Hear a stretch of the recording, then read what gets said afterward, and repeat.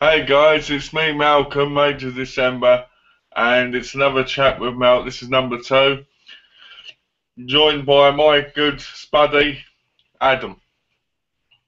How you Hey doing, guys, Adam?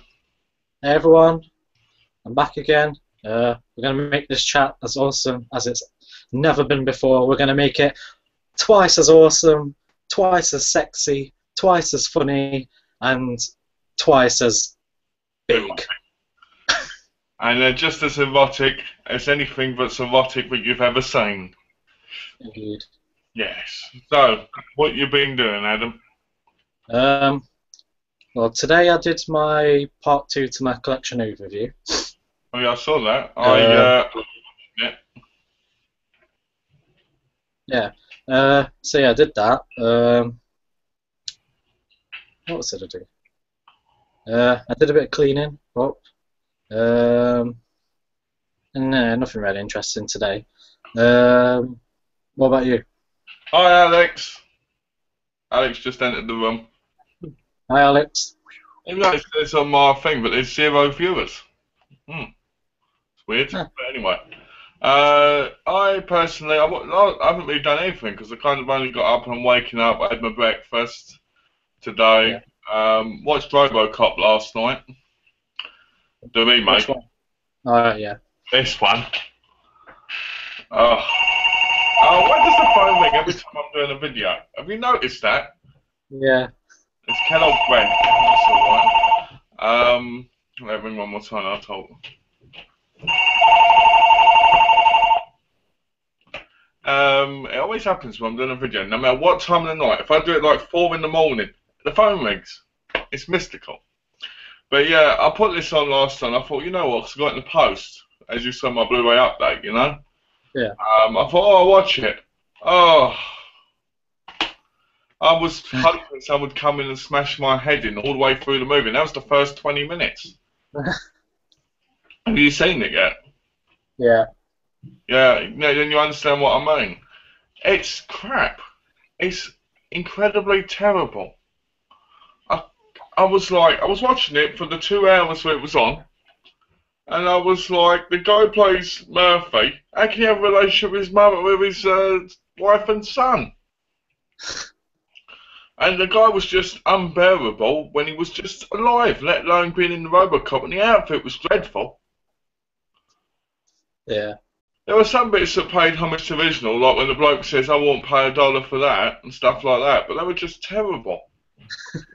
You know, I think this is the movie I'd snap now if I had the chance. But I paid $12.99 for that piece of junk.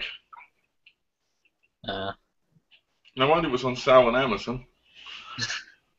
So yeah, I watched your collection overview, part two, and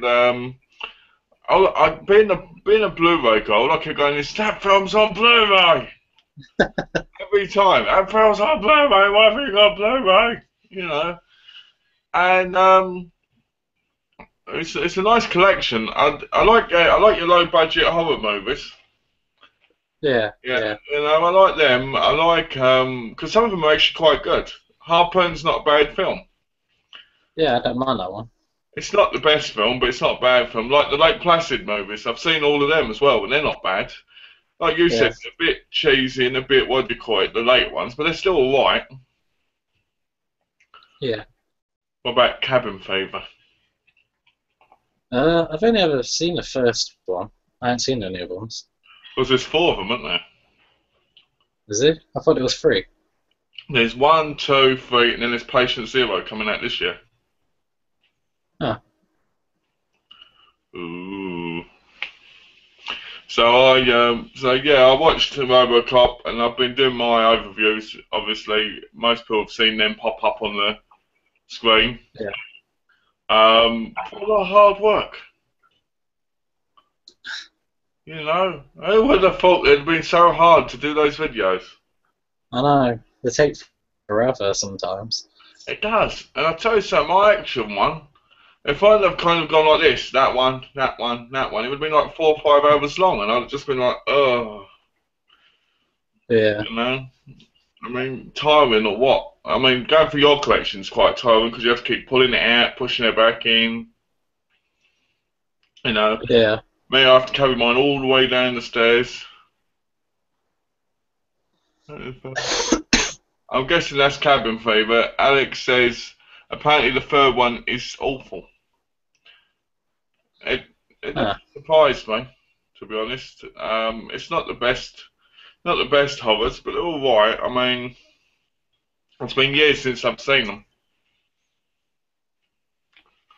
I bet you, Adam. Have you seen 28 Days Later? Yeah, I've got that. What do you think of it? I actually prefer 28 weeks later. And you've got that too. Yeah. So what would you say if you had to talk about 28 weeks later? What would you say about it?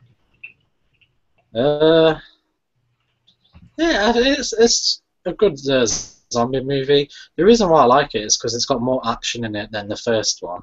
Yeah, because I it's a. thought the first one, I yeah, was gonna say the the first. first one is. I'm sorry. Sorry, go and carry on. Sorry. It's alright. The first one, in some places, I felt like it dragged on a little bit, but it's still a good film. But I just preferred the second one because of it got more action. Well, didn't 28 Days Later have Cillian Murphy in it, just walking around empty streets? Uh, yeah, right. Yeah, it did. Yeah. And then they went underground and there were these zombies or something. Am I correct? 'Cause I haven't seen it in years. Um, I haven't seen it for a while. Uh, it does walk around lots of streets, and that's all I can really remember. The most iconic thing about the film is Cillian Murphy walking in the streets. Buy it now in all retail shops near you.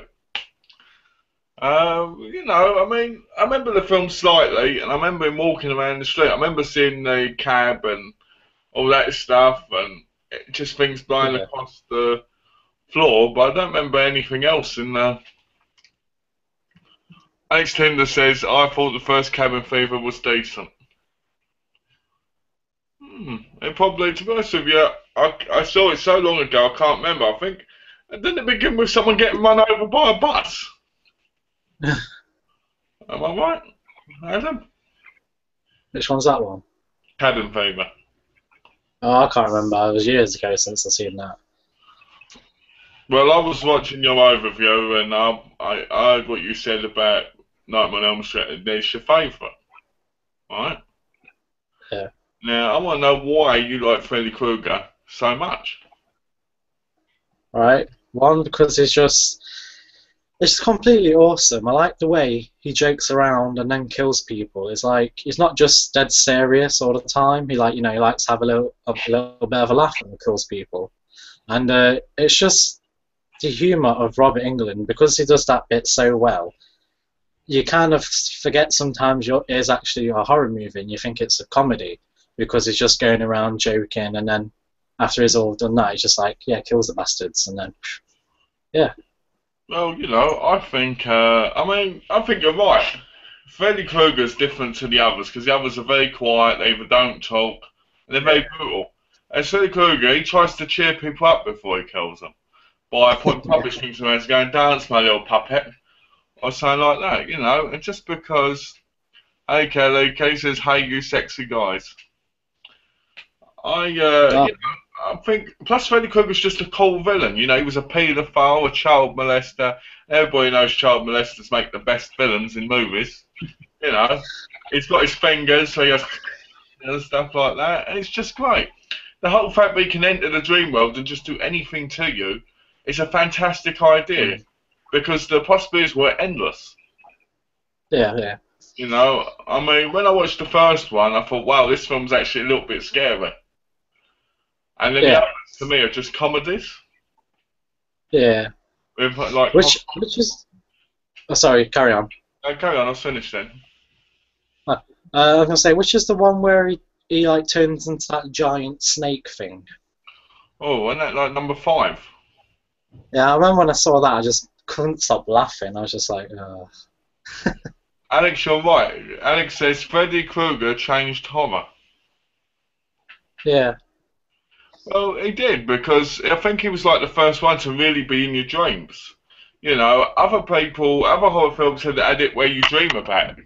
you know, like dream about it and wake up. But they never had where the person was actually in your dream killing you. Yeah.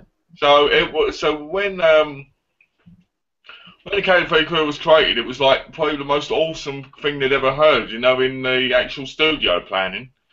Um, my favourite Nightmare on Elm Street has always been number 2, and I don't know why. It's so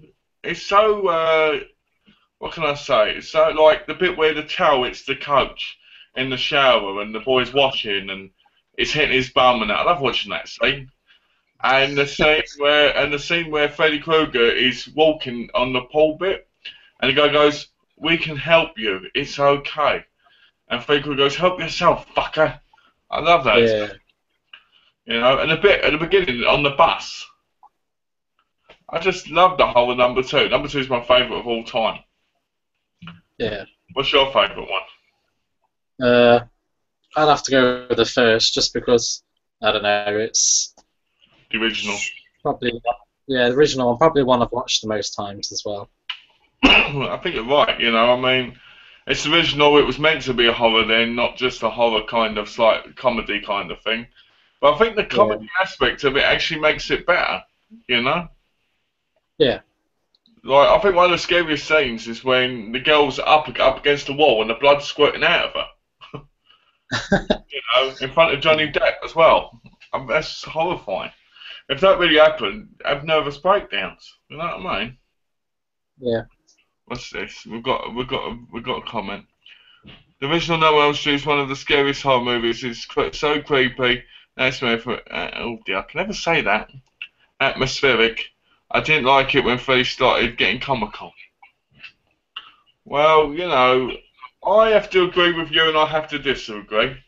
Because I think that comical Freddy's had great, but I also think that you should be proper horror. So I'm 50-50 with that one, you know? I think if it had been full-on horror, Freddy wouldn't have had so many movies. Yeah. But the fact that it was comical as well, it had a lot more. Yeah. I mean, what do you think about that, Adam? I'd probably have to go with the same. I mean, I love the first one because it's like, you know, meant to be a horror. But all the other ones, I really like Freddy Krueger's humour. And I think that's what, after the first couple of movies, after the first 2, I think that's what people wanted to see more of his funny side. And so they did it, and then he just became like one big, huge icon. Yeah, you know, I mean, let's look at Robert England's career, right? He's been in a lot of horror movies. He's been in 2001 Maniacs. Yeah. He's been in Wishmaster. He's been in Urban Legends. Granted, they're not his 2 most big ones, but he was in them. And I tell you something, Robert England, to me, he'll always be Freddy Krueger. Yeah. No one will ever replace him as Freddy Krueger, especially not that crap remake. Mm. That remake, that guy, the bloke had no charisma. He had nothing going for him. It was awful, wasn't he? Yeah. I mean, what did you think of the remake? Alright. I know going into it, I was like, this is going to be shit, I can tell already. So, but I thought I'd give it a chance, and all through the movie I was just like, why am I putting myself through this? And then I remember watching it at the end, I was like, that's shit. And after the end, I just put the original one, and I was like, this is how it's supposed to be done.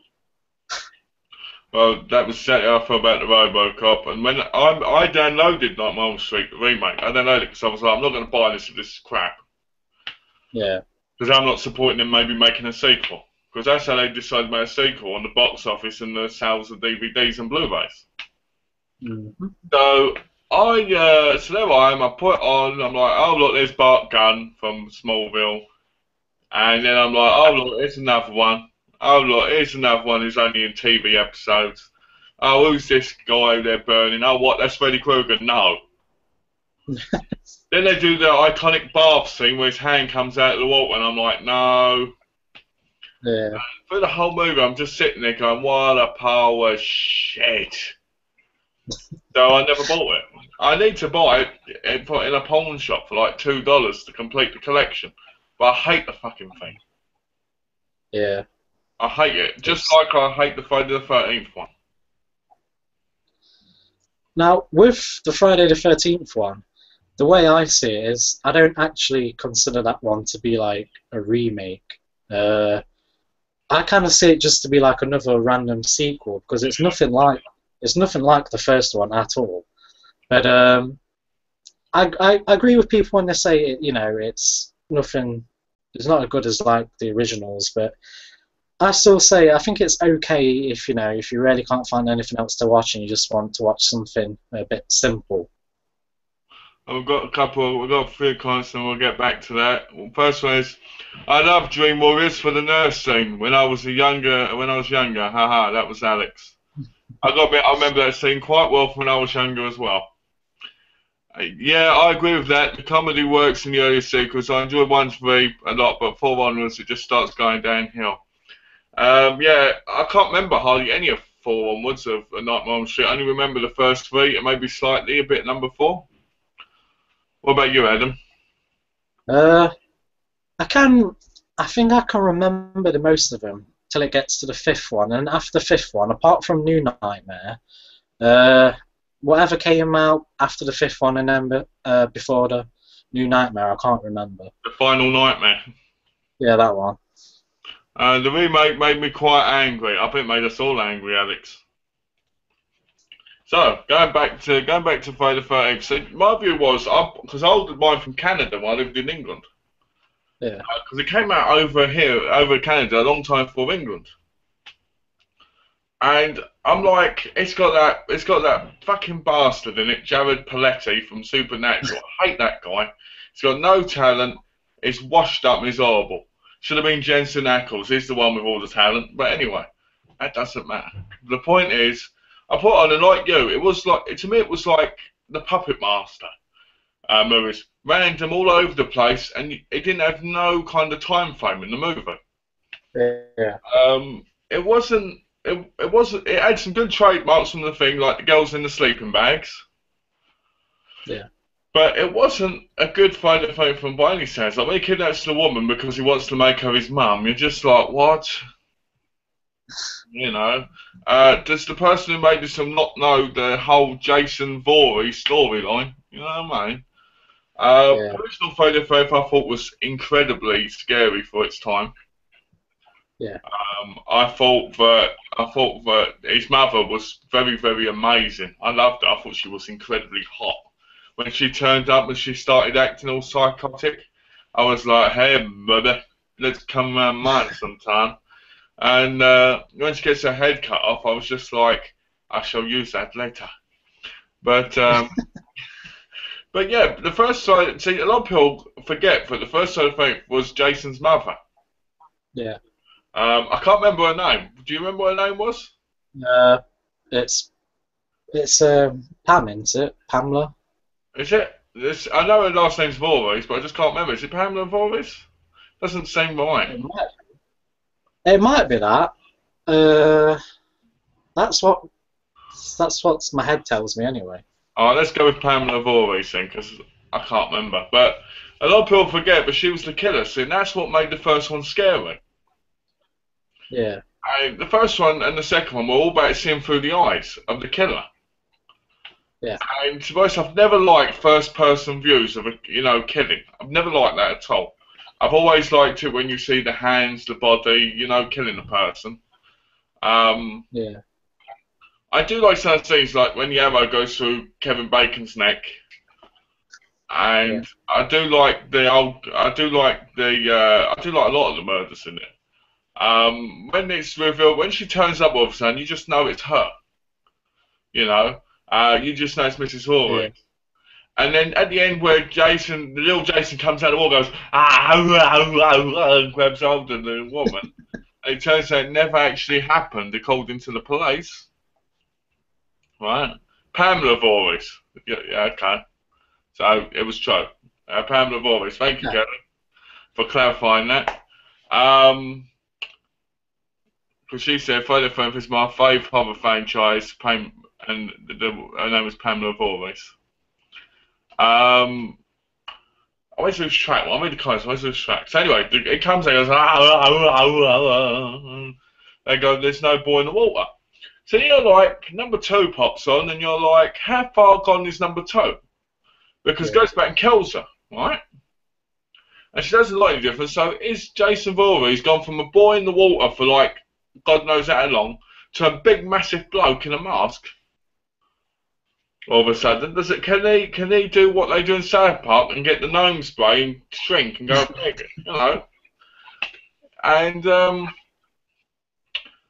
number 2, I like number 2, but the best bit about number 2 is the bit where he's got the sandbag over his head or potato bag or whatever it Mm. is. And when they put it off, he goes like this. Right? And he grabs hold of the bloke and everything. It's great. I thought it was more of a party than a murder spree because he was like this. You know? I mean, what do you think of the first 2 films? I think the first one, in my opinion, is one of the best slasher films ever made. I just love it's the whole feeling of that movie. I just love it, and the whole like thing. That just the first time I watched it, that just creeped me out. Like the music goes really well with the film, and the bit at the end where it pops out the water. The first time I ever saw that, that proper shit me up. I know I wasn't very old, but that bit like really made me jump. I was like, whoa. Well, This, I'll say this just about in a minute to clarify on what you were saying because I just want to add this bit. I think you're right. I think the first one is a great slasher horror movie because it's so creepy. Because what's in through the eyes, even though it's not my thing, and the whole atmosphere, the music and everything, and even the bit where the girl gets thrown out the car at the beginning, yeah, right? It's just so creepy and so kind of like claustrophobic because the camp thing is getting more and more pushed in, and you're finding out who the killer is bit by bit. And it's just getting more and more scary and tense, so it's about to explode in your face. yeah. Okay, carry on. Sorry. Yeah, the second one I really like as well. Um, the same again with the second one, the end bit. The first time I watched that, that made me jump. Uh, just because I wasn't expecting it. But yeah, I like the bag thing over his head. I thought that was pretty cool, and it's just a good slasher movie. Well, I mean, you know, part 1 and 2, they're okay. I really like them. I think they're probably number 1's obviously the best one. It normally is in a horror franchise. Again, if they'd have left it at the first one, it would have been probably even more epic than it is now. Because we all love franchises, sure, but it's like Saw. If you'd only watched the first Saw, it'd have been more memorable. You won't go, oh, that Saw franchise has turned to shit. Do you know what I mean? Yeah, So it's kind of upsetting because you look at them and you go for them. I mean, number 3, where the bloke's arm gets chopped off and he's still trying to fight the bloke. He's trying to fight Jason. yeah, You're like, in reality, mate, you'd be screaming and you'd be dying. You won't be going, oh, my arm didn't exist. You know. Number 4, the final chapter. The best scenes in that for me were where the bloke gets thrown through the window and the bit where Corey Feldman cuts his hair off and goes, Jason, yeah, Jason, and you see Jason Statham realise he's quite a good-looking guy. I always thought it was funny because if you watched Halloween 1 and you watched any film with Jason in without anything on his face, other than the zombie ones, are they brothers? Because they've both got severe facial problems. And you're like, why does a villain, why does a killer who's immortal kind of thing, have to have really bad facial features? Why can't Michael Myers, other than Halloween, be out pulling women and partying? You know, like, they should have made a film. Michael Myers, when he's not doing Halloween, right, and had him sitting back in the jacuzzi going, hey there it is. I've got to kill my sister in a couple of months. Yeah. That would have been awesome, you know what I mean? But no. So, going back, so what do you think of the final chapter of Friday the 13th? uh, that pretty much the same as you, to be honest. I prefer the fourth one to the third. I know the third one loads of people like because it's the first time he wears his mask, but I really like the end of the fourth one where the little kid goes insane. I thought that bit was pretty cool. I like that. I like the bit where he goes insane, and to be honest with you, I wanted him to kill his mum as well. Was it his mum? I think it was his sister, wasn't it? That's what I'm thinking. It's his sister, I think. Anyway, he should have killed that person as well, and then gone, and then should have gone, right? Yeah. And then he should have gone, ah. That'd have been great. The blood all over his face. Number 5, The New Beginning. What a terrible movie, right? And the best bit is it when the bloke gets mad and kills the chubby guy. He goes, oh, no, and kills him. You know, and then you find out that it was the guy all along, but it wasn't Jason, which was obvious, really, if you watched the fourth one. But Yeah. you're sitting there, and you're like, this guy's immortal. He's been shot, he's been stabbed, he's fallen, and everything. And then he falls on the spikes, and you find out if it wasn't him, gut-wrenching. Do you know much of number 5? Yeah, I remember. I remember. Number 5 is my second least favourite. What I can remember about it, obviously, that it isn't Jason, and one of the girls has a nice big pair of melons in that film, and I think that's the best bit I enjoyed. In the hospital, they always need to get the melons out. What do you think about the 6th one? The 6th one, what happens in the 6th one? It's where it gets brought back to life with the lightning bolt. Oh, I thought that was stupid, right? There's Tommy, he knows what he's all about. He goes there, sticks this rod in him, and brings him back to life. His best friend gets killed. You fucking idiot. Right? You know what I mean? It's just like, what the hell were you doing? So then we get Zombie, yeah, that's right, Zombie Jason, going around killing people. This girl going, I believe you, Tommy. Tommy, let's have sex in this car, Tommy. But let's not do it until we find out the truth. Alright? You're sitting there and you've Sheriff Father, whatever, he's going, no, I don't believe this. This is a hoax. You're a big bad boy, Tommy. You deserve a spanking. Right? And you're like, this film is all kinds of bad. You know? And number 7, went number 7 the one where she's got the superpowers? Yeah, that's my least favourite one. How ridiculous is that? That doesn't actually exist in reality, so why were they doing it? Oh, let's get vines. Oh, here we go. Here comes the phone again. Right. Let's get the vines of the trees to grab hold of him, and let's beat him with spiritual powers. Well, you know what? Screw that. We want realism. What should have happened is she should have grabbed hold of the knife out off his hand and should have gone straight into her heart and killed her. Because one of the worst characters in Friday the 13th franchise history. I mean, what do you think of 6 and 7? I like 6 because it's a lot of fun, and it's got a really cool song in there that Alice Cooper did, and I really like that song. The 7th one I just thought was just silly, to be honest. It's my least favourite. Which one was after that? Oh, Jason Takes Manhattan. I like that one. The only thing that I didn't like about it that much was I thought they spent too long on the boat. I think if they cut a little bit out of the time it was on the boat and more in Manhattan, that's what I'd have liked to see.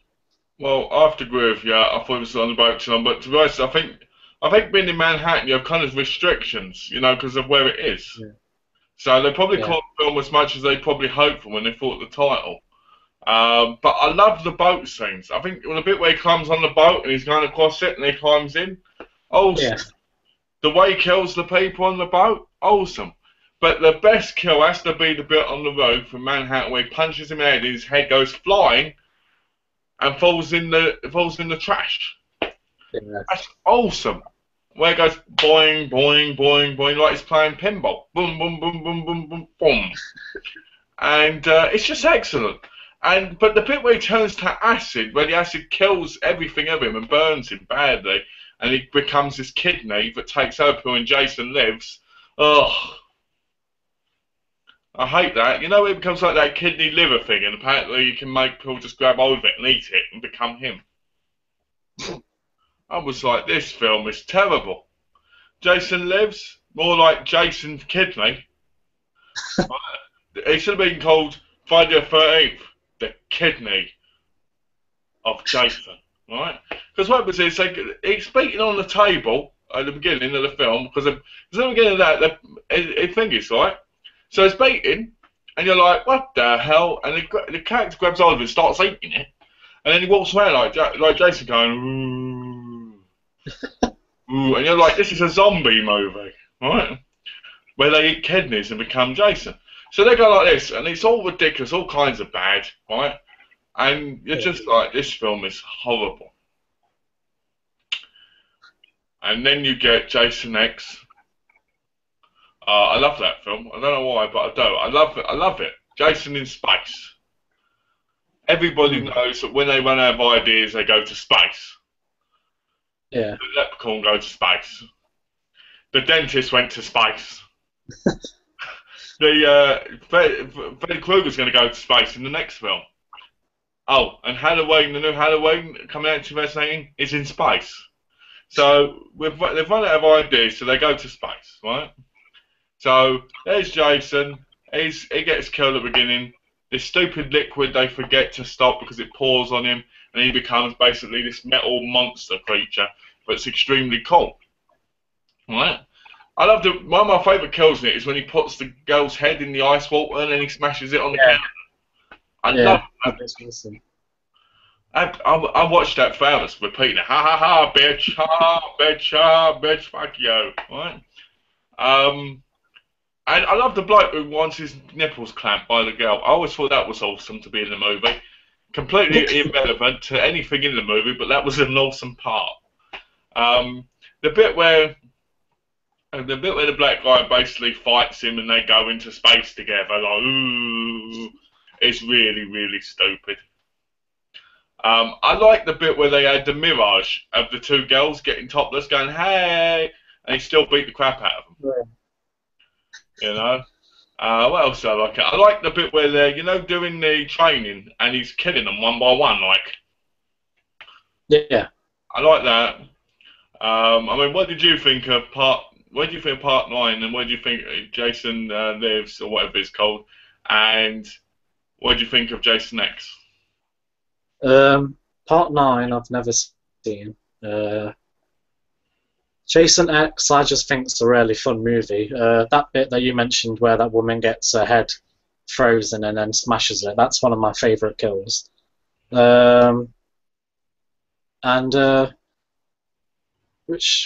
one am I missing? Which one's the 9th one? Is that Jason Lives? No, yeah, Jason Lives. Basically where he's not in the outfit at all, but he's in like the people. Yeah, that one I haven't seen. I haven't seen Jason Goes to Hell either. That's the one. Jason Goes to Hell. That's the one. Yeah. All right. Yeah, I haven't seen that one. I think there's one more I haven't seen, but I can't remember. Freddy versus Jason? No, I've got that one. X? No. It might just be Jason Goes to Hell. That might be the one I haven't seen. Okay, and so you like Jason X then? Yeah. But what did you think of Freddy versus Jason? Yeah, I like that. Now, for me, I think the ending is correct. Me too. I think, yeah, it ended the way it should have ended, but I would have liked, I don't know, just to see Freddy kick Jason's ass a little bit more. But I think the way they did it was correct, and that's the way it would have been done. Well, the thing is, what we have to remember is Freddy Krueger's all about getting in your head. Yeah. In reality, he's a small little man, basically, who can't really do anything. Yeah. And Jason should have won and cut his head off, but I like the ending there. Freddy's still alive, in his head. I thought the movie was really well paced. I like how they got Freddy to bring Jason back to remind them about who he was and everything, and scare him again, so he gets new dreams. And I kind of like the idea of two big horror icons in the movie. Everybody was like, oh, let's make Chucky go against Michael Myers and all this. Yeah, okay. You ain't got a clue what you're talking about, right? If you'd have had Jason versus Michael Myers, it would have just been a quiet film of two big guys killing people. So Freddy Krueger, with his comedy and with the way he is, was excellent. and Jason being basically quiet and not saying anything was the perfect fit. Yeah. You know, I mean, in my view, they should make another one. Michael Myers versus the dentist. Right? And what should happen is the dentist should grab hold of Michael Myers, cut a bit in his mask there, and give him big, massive teeth, like, eh. You know, that would be great. We've got some comments. Ooh. Jason Goes to Hell should have been made into a 10-minute short because the first 10 minutes are great, the rest is not. Totally agree with you on that one. The bed kill was great in Freddy vs. Jason. I remember that. That was good. Do you remember that, Adam?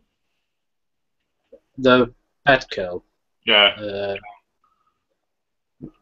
No. Actually, wait. No. No? Remind me what happens. I'll remind you. Basically, she goes, "Hey, you go in the shower and I lay right here."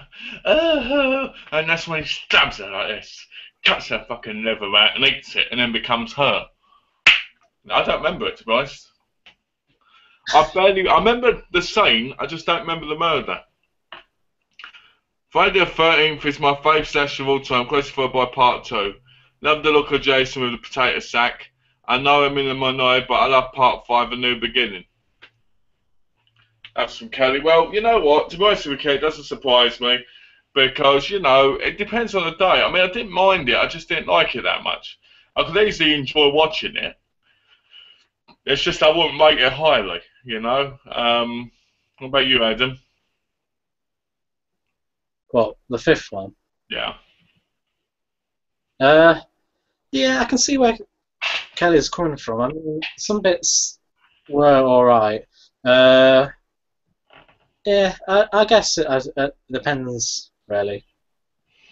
Okay, and Alex Tender asks, will you guys be doing these chats every week? And will James be joining them? You can answer that, Adam. I think we'll be doing them every week. Unless one of us is busy doing something. James will probably be in them. Obviously, he's not in this one because it's his birthday today.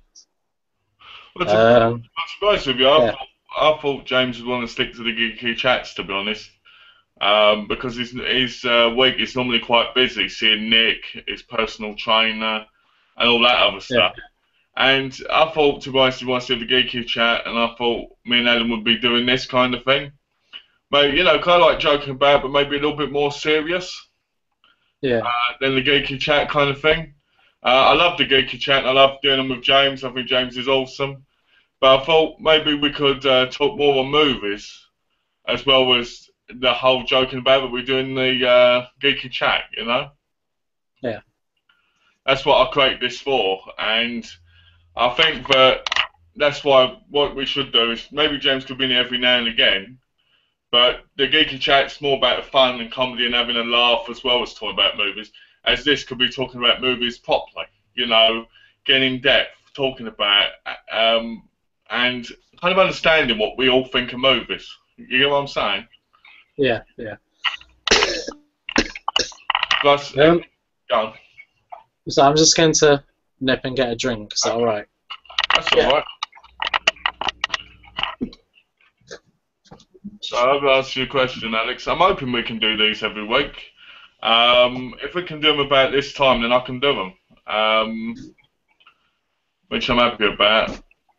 So, I mean, where were we? So yeah, go back to Freddy vs. Jason. I love the bit with the worm bit where it's crawling under the door, and he's smoking the spliff. I love that scene. I think that's excellent. I also love.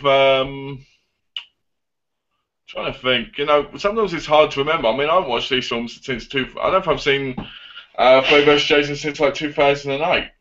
I've got the complete set, but I just haven't got around to watching it. I love Kelly Rowland getting killed in it. I think that's awesome. The way she gets killed, it's awesome. I love it. Because, she was quite the star back then. And I liked watching her get murdered. What else? I'm trying to think of Trying to think of kills and. I mean, there was talks about one happening with Bruce Campbell as Ash, you know. So I was kind of hoping for that would happen. Sounds good. And you know, I don't know. When it comes to the Friday the 13th Nightmare on Elm Street sets, I like films. Sorry, I really enjoy them. I really find them to be very entertaining. But I've always preferred Halloween. I don't know why. I've always preferred Halloween. Maybe because of Dr. Loomis more than anything, Donald Pleasance. Because the Dr. Loomis character in Halloween, I think, is the best character than Michael. Basically, because you can tell with, you know, Dr. Loomis, you can tell that he's seeking redemption, but he's got a lot of problems. Like, he feels like he's to blame for Michael, and that he feels like he failed him and everything. And they've got this real relationship. Like, Michael never kills him, and it's just like, is he the one person that Michael actually cares about? You know, I mean, fuck the Rob Zombie Halloweens, they don't matter. They're crap, right? If you talk about the original Halloweens, you'll know what I'm talking about. Because Don Loomis tries to kill multiple times, but Michael rarely tries to kill him. It's like, it's always just standing there looking at him like, why are you doing this? You know? I always thought it would have been good if it had come out, but Dr. Loomis was Michael Myers' father. That's what should have come out. I think part 5 is successful. So I mean, it's a high body count and tons of slays. It's a lot of fun, like the characters. So yeah, it does. It's just I just don't like the idea that the bloke who's killing it. I just didn't like him. I guess it just put me off it. Welcome back, Adam. Hello. I was just mentioning the Halloween movies. Oh yeah. And I was just saying about if you look at the movies, you know, the original ones, not the Rob Zombie ones, which are terrible, but you look at the original ones, and you look at Dr. Loomis, you can tell that he feels like he's to blame for the way Michael is. Yeah. And there's this real relationship between them, and you don't know whether or not, but you don't know what the relationship's like, because Michael never seems to want to kill Dr. Loomis. He seems to have this real trust relationship with him, and this kind of care and that for him, even though Dr. Loomis tries to kill him multiple times. You know, and I think I think a lot of Halloween, the ones with Donald Pleasance in, about him seeking redemption, because he just seems to, you know,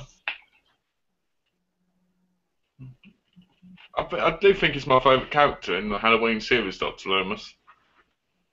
Yeah. I mean, what do you think of the Halloweens, starting from number 1? Number 1 is a fantastic film.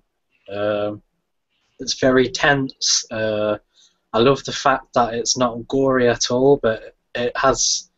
How do I put it? It's not gory, but it's. I don't know how to word it. It's still violent, but it's not gory. There we go. And yeah, it's just really well done. The second one I like because of the hospital. I like the third one, even though he's not in it. I liked the idea of... He's in it though, Adam. He's on the TV, so he's in it.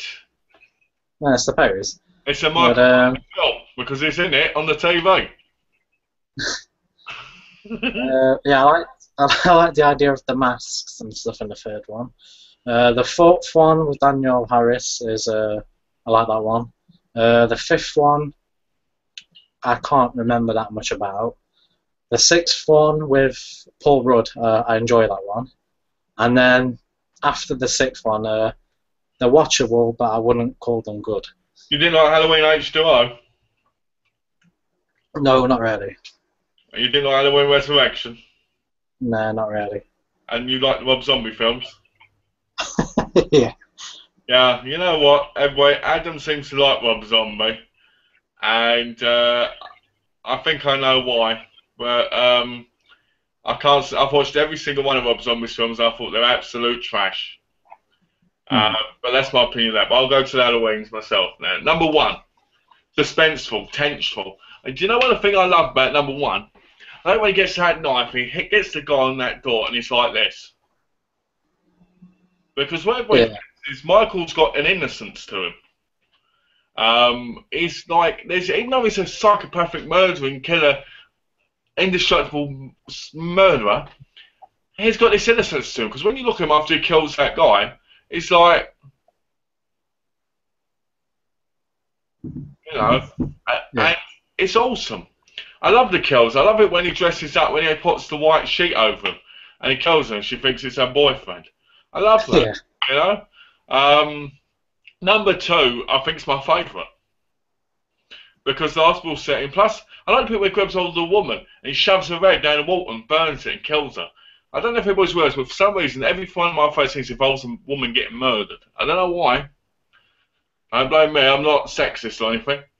But, so, you know, burn, baby, burn. I used to play that song with that, come on, burn, baby, burn. Disco Inferno, burn, baby, burn. But anyway. I love the bit where the bloke slips on blood and knocks himself out. I love how Dr. Loomis blows him and Michael up and how they both survive. I mean, how does Dr. Loomis survive? Is he yeah, destructible? I think the true story was going to be that Dr. Loomis was Michael's father. Yeah, that's what should have happened because you look at the relationship between them. Um, yeah. Number three, I have to be honest, I don't know much about. I've got the Blu-ray of it, but I've never watched the Blu-ray. Last time I watched it on VHS. Um, Number four, I think it's terrible. Well, I don't think it's that great. It's got a terrible mask. Why not just stick with the original mask? Why change the mask all the time? I hate that. But he does pick it up to start off with at the beginning, so it would be a different mask because different years, different standards. Um, I like some of the kills here. Danielle Harris is all right in it, but I prefer doing number five. I met her, and she's a tiny little thing. Yeah. I could lift her up one hand like this. Oh, yeah. And throw her across the room and maybe kill a load of people with her head. Use her as a bat. But anyway, that's a bit creepy. Anyway, number six was probably my second favourite film. I always liked that. Before I knew Paul Rudd was, I really enjoyed it. I thought it was great when he said he was Tommy, the original boy that Laurie was looking after. I was like, well, you've grown, Tommy. You know. And have you noticed that every horror franchise has someone in it called Tommy? Fucking Yeah. hell, right? And you know, I just loved it. I thought it was excellent. And then we got to H2O. I watched H2O for the first time with my mother on Channel 4 in England. And we were both sitting there swearing, cussing, getting angry because Michael Myers doesn't kill hardly anybody. Like, it's in the toilet, he steals someone's car, but he doesn't kill them. In reality, he would have killed the person. Because he's psychotic. The best bit in those shows when they're both up against the window, Jamie Lee Curtis and Michael Myers like this. And they look at each other and she goes, oh! Right, that's the best part. And Josh Hartnett having a bad ankle. I was hoping he'd get killed. I did like the thing where the thing fell and broke her leg off. You know, the lift thing. Yeah. I did like that. I thought that was awesome. And I liked the bloke getting stabbed. I thought that was great. But in the whole thing, I think it's like, what, 3 kills? Probably like that, yeah. It was awful. And then they had Resurrection. Again, if you run out of ideas in horror, let's make an internet webcam show like in Scream. Right? What a load of crap. Right? It's either go to space or make a TV show, webcam show thing for online. So you've got the boy in it from American Pie, the one who plays, I can't remember his name, he's unforgettable, the one who's in a relationship with Tara Reid. And he gets killed. You've got the black guy in it, black rapper, which pissed me off. Not because he's a black rapper, but because he does Kung Fu on Michael Myers. And they just irritate the hell out of me. Alright? And he wins. And you're like, you bastard! Alright? Jamie Lee Curtis gets killed at the beginning, and you're like, Jamie Lee Curtis' character should have been untouchable. Should never have been killed off. Because it's like the original. And again, the original, she was a babysitter, she wasn't his sister. And it was a lot more scarier when it was the whole babysitter killer. You Yeah, it know? was. Like number 6, with Kirsty Michael Myers, where basically she's like, running with the baby from the cult thing. Alright, what's that about? I always thought that Michael Myers impregnated her and he was having sex with her when it wasn't Halloween. And at Halloween he tries to kill his spawn. You know. But creepy. Resurrection was terrible. I hated it. Hated H2O, hate Resurrection, hated number 4. They're bringing out the big deluxe box set, aren't they? Yeah. I've got that on pre-order, even though I've got every single one. Even though I've got Halloween twice, Halloween 2 twice. I'm going to have them 3 times now because I bought the special. I'm having the special edition box set. I don't know why I've even ordered it, to be honest, other than the fact it's got the original art and everything in it. Oh, we've got some comments. Oh, here we go again. Leave me alone. Leave me alone, man. Fucking hate this. I think Part 5 is successful as a slasher film. I've read that. Michael Myers has so many opportunities to kill Dr. Loomis, but never does because he's the only person who truly knows him. And that's true. You think about it. Michael Myers was how old when he killed his sister?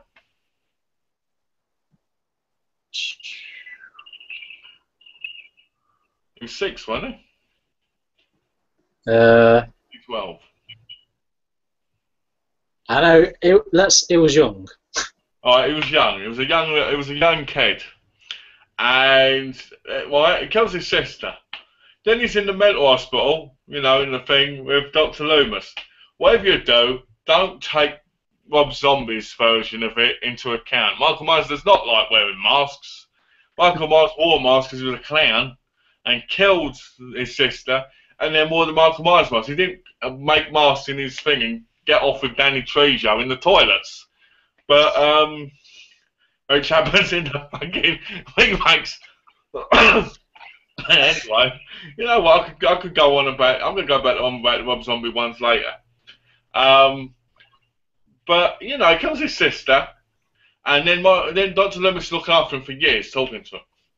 They have this real connection, and then he escapes. Dr. Loomis goes after him, and Dr. Loomis talks to him. Michael just looks at him. He doesn't try and hurt him. He doesn't try to kill him. Dr. Loomis tries to kill him multiple times. Like, screw you, Michael! Bang, bang, bang, bang. Oh, father, don't kill me. You know, and you're just like, wow. Then you get to the Rob Zombie Halloweens, right? Oh my word. You know what? Let me tell you something about the Rob Zombie Halloweens. They are dreadful.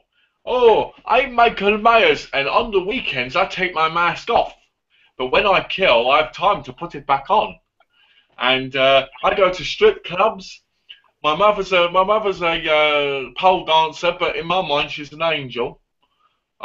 With a unicorn, right? I tell you, he was smoking pot that day, I tell you, when he was writing that. Like, oh, Michael Myers is a kid, a blonde-haired kid, wrong, right? A fat, chubby, blonde-haired kid who sees something in the thing and kills him. Kills the boy who's attacking him, interesting. Ties his stepfather up and kills him, puts on the Michael Myers mask that his sister's boyfriend was wearing while he was humping her to try and get in bed with her and all. Right? And you're just sitting there thinking, this is just dreadful. Right? Then you've got him going around as Michael. And don't forget Malcolm McDowell as Dr. Loomis. Oh, Michael is trash. Michael is evil. Let me get my book out about it. Oh, buy it now at all great bookstores near you. Oh, let me tell you on the radio. Michael's trash. Michael's terrible. And Michael is evil beyond repair. Then you've got the bit where Michael's in the thing and you've got him tying down Treasure. They try to go, oh, Michael, poor Michael, and like trying to give him a blowjob or something, and he kills him. And you're like, this is just fucking crap. Whoever came up with this first one was horrendously high. I was horrendously crap. Also a crap musician, right? Who has no talent anywhere in his life, right? And then you get the fucking shit for his number 2. Right? Oh, look, he's after her. Oh, the coroner's in the coroner van. What's that doing? Oh, shit, they've crashed into a cow. How the fuck would that happen? Oh, let's crash into a cow. Michael's gonna come out with a saw and cut my neck off while I'm laughing. Yeah. Right? And you're just like, oh, not again. And then you've got Malcolm McDowell again going around going, Michael is evil. Michael is this. Michael molests kids for a living on the weekends. And you're like, what's he doing? It's like, Malcolm McDowell is like just calling Michael all sorts of things. He's attacking him. And the whole point of the Halloween universe was his relationship with Michael. It was like, what the hell are you doing? Alright, your turn, Adam. Sorry about that. Alright. What do you want me to talk about? Oh, uh-oh, he doesn't know. We're talking about Halloween 1 and 2, the remakes of Rob Zombie. Yeah, even though I like him, I can see where you're coming from in some points. But I don't know how to put it. There's this thing about Rob Zombie's movies that I really like. I would say out of all his movies, the Halloween ones are probably my least favourite ones he's done. But because like it's not one of his like original ideas. But I don't know. I can't really explain why I like him. It's just I just do. Do you know what surprised me? That Captain Spaulding didn't turn up halfway through the movie and start having sex with Michael or something. Because that would have probably made it a proper Rob Zombie film. He's in the first one for a couple of seconds. What, is Captain Spaulding?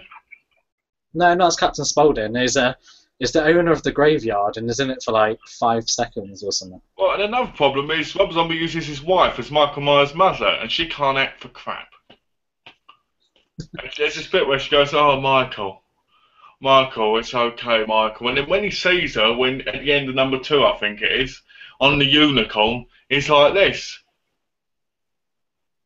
And you're like, oh my word, you're like, Michael Myers would stab her in the face, cut that unicorn open, and ripped out his intestines, and then threw them at Dr. Loomis. You know what I mean? It's just awful. You know, and then you've got the Devil Rejects. Oh, no. So he was 6, Kelly. Thanks, you clarified that. I thought he was 6. I wasn't sure. Then you got the Devil's Rejects. What is wrong with that bloke who walks around in a thing? Kind of like this. There's a big, weird, purpley, greeny head face thing.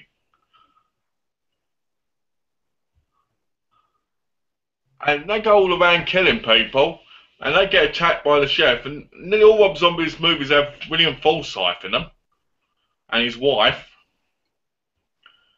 and Captain Spaulding. The best bit about Devil's Rejects is the sex scene with Captain Spaulding and his overweight girlfriend. That's the best part of the whole movie, the Devil Rejects.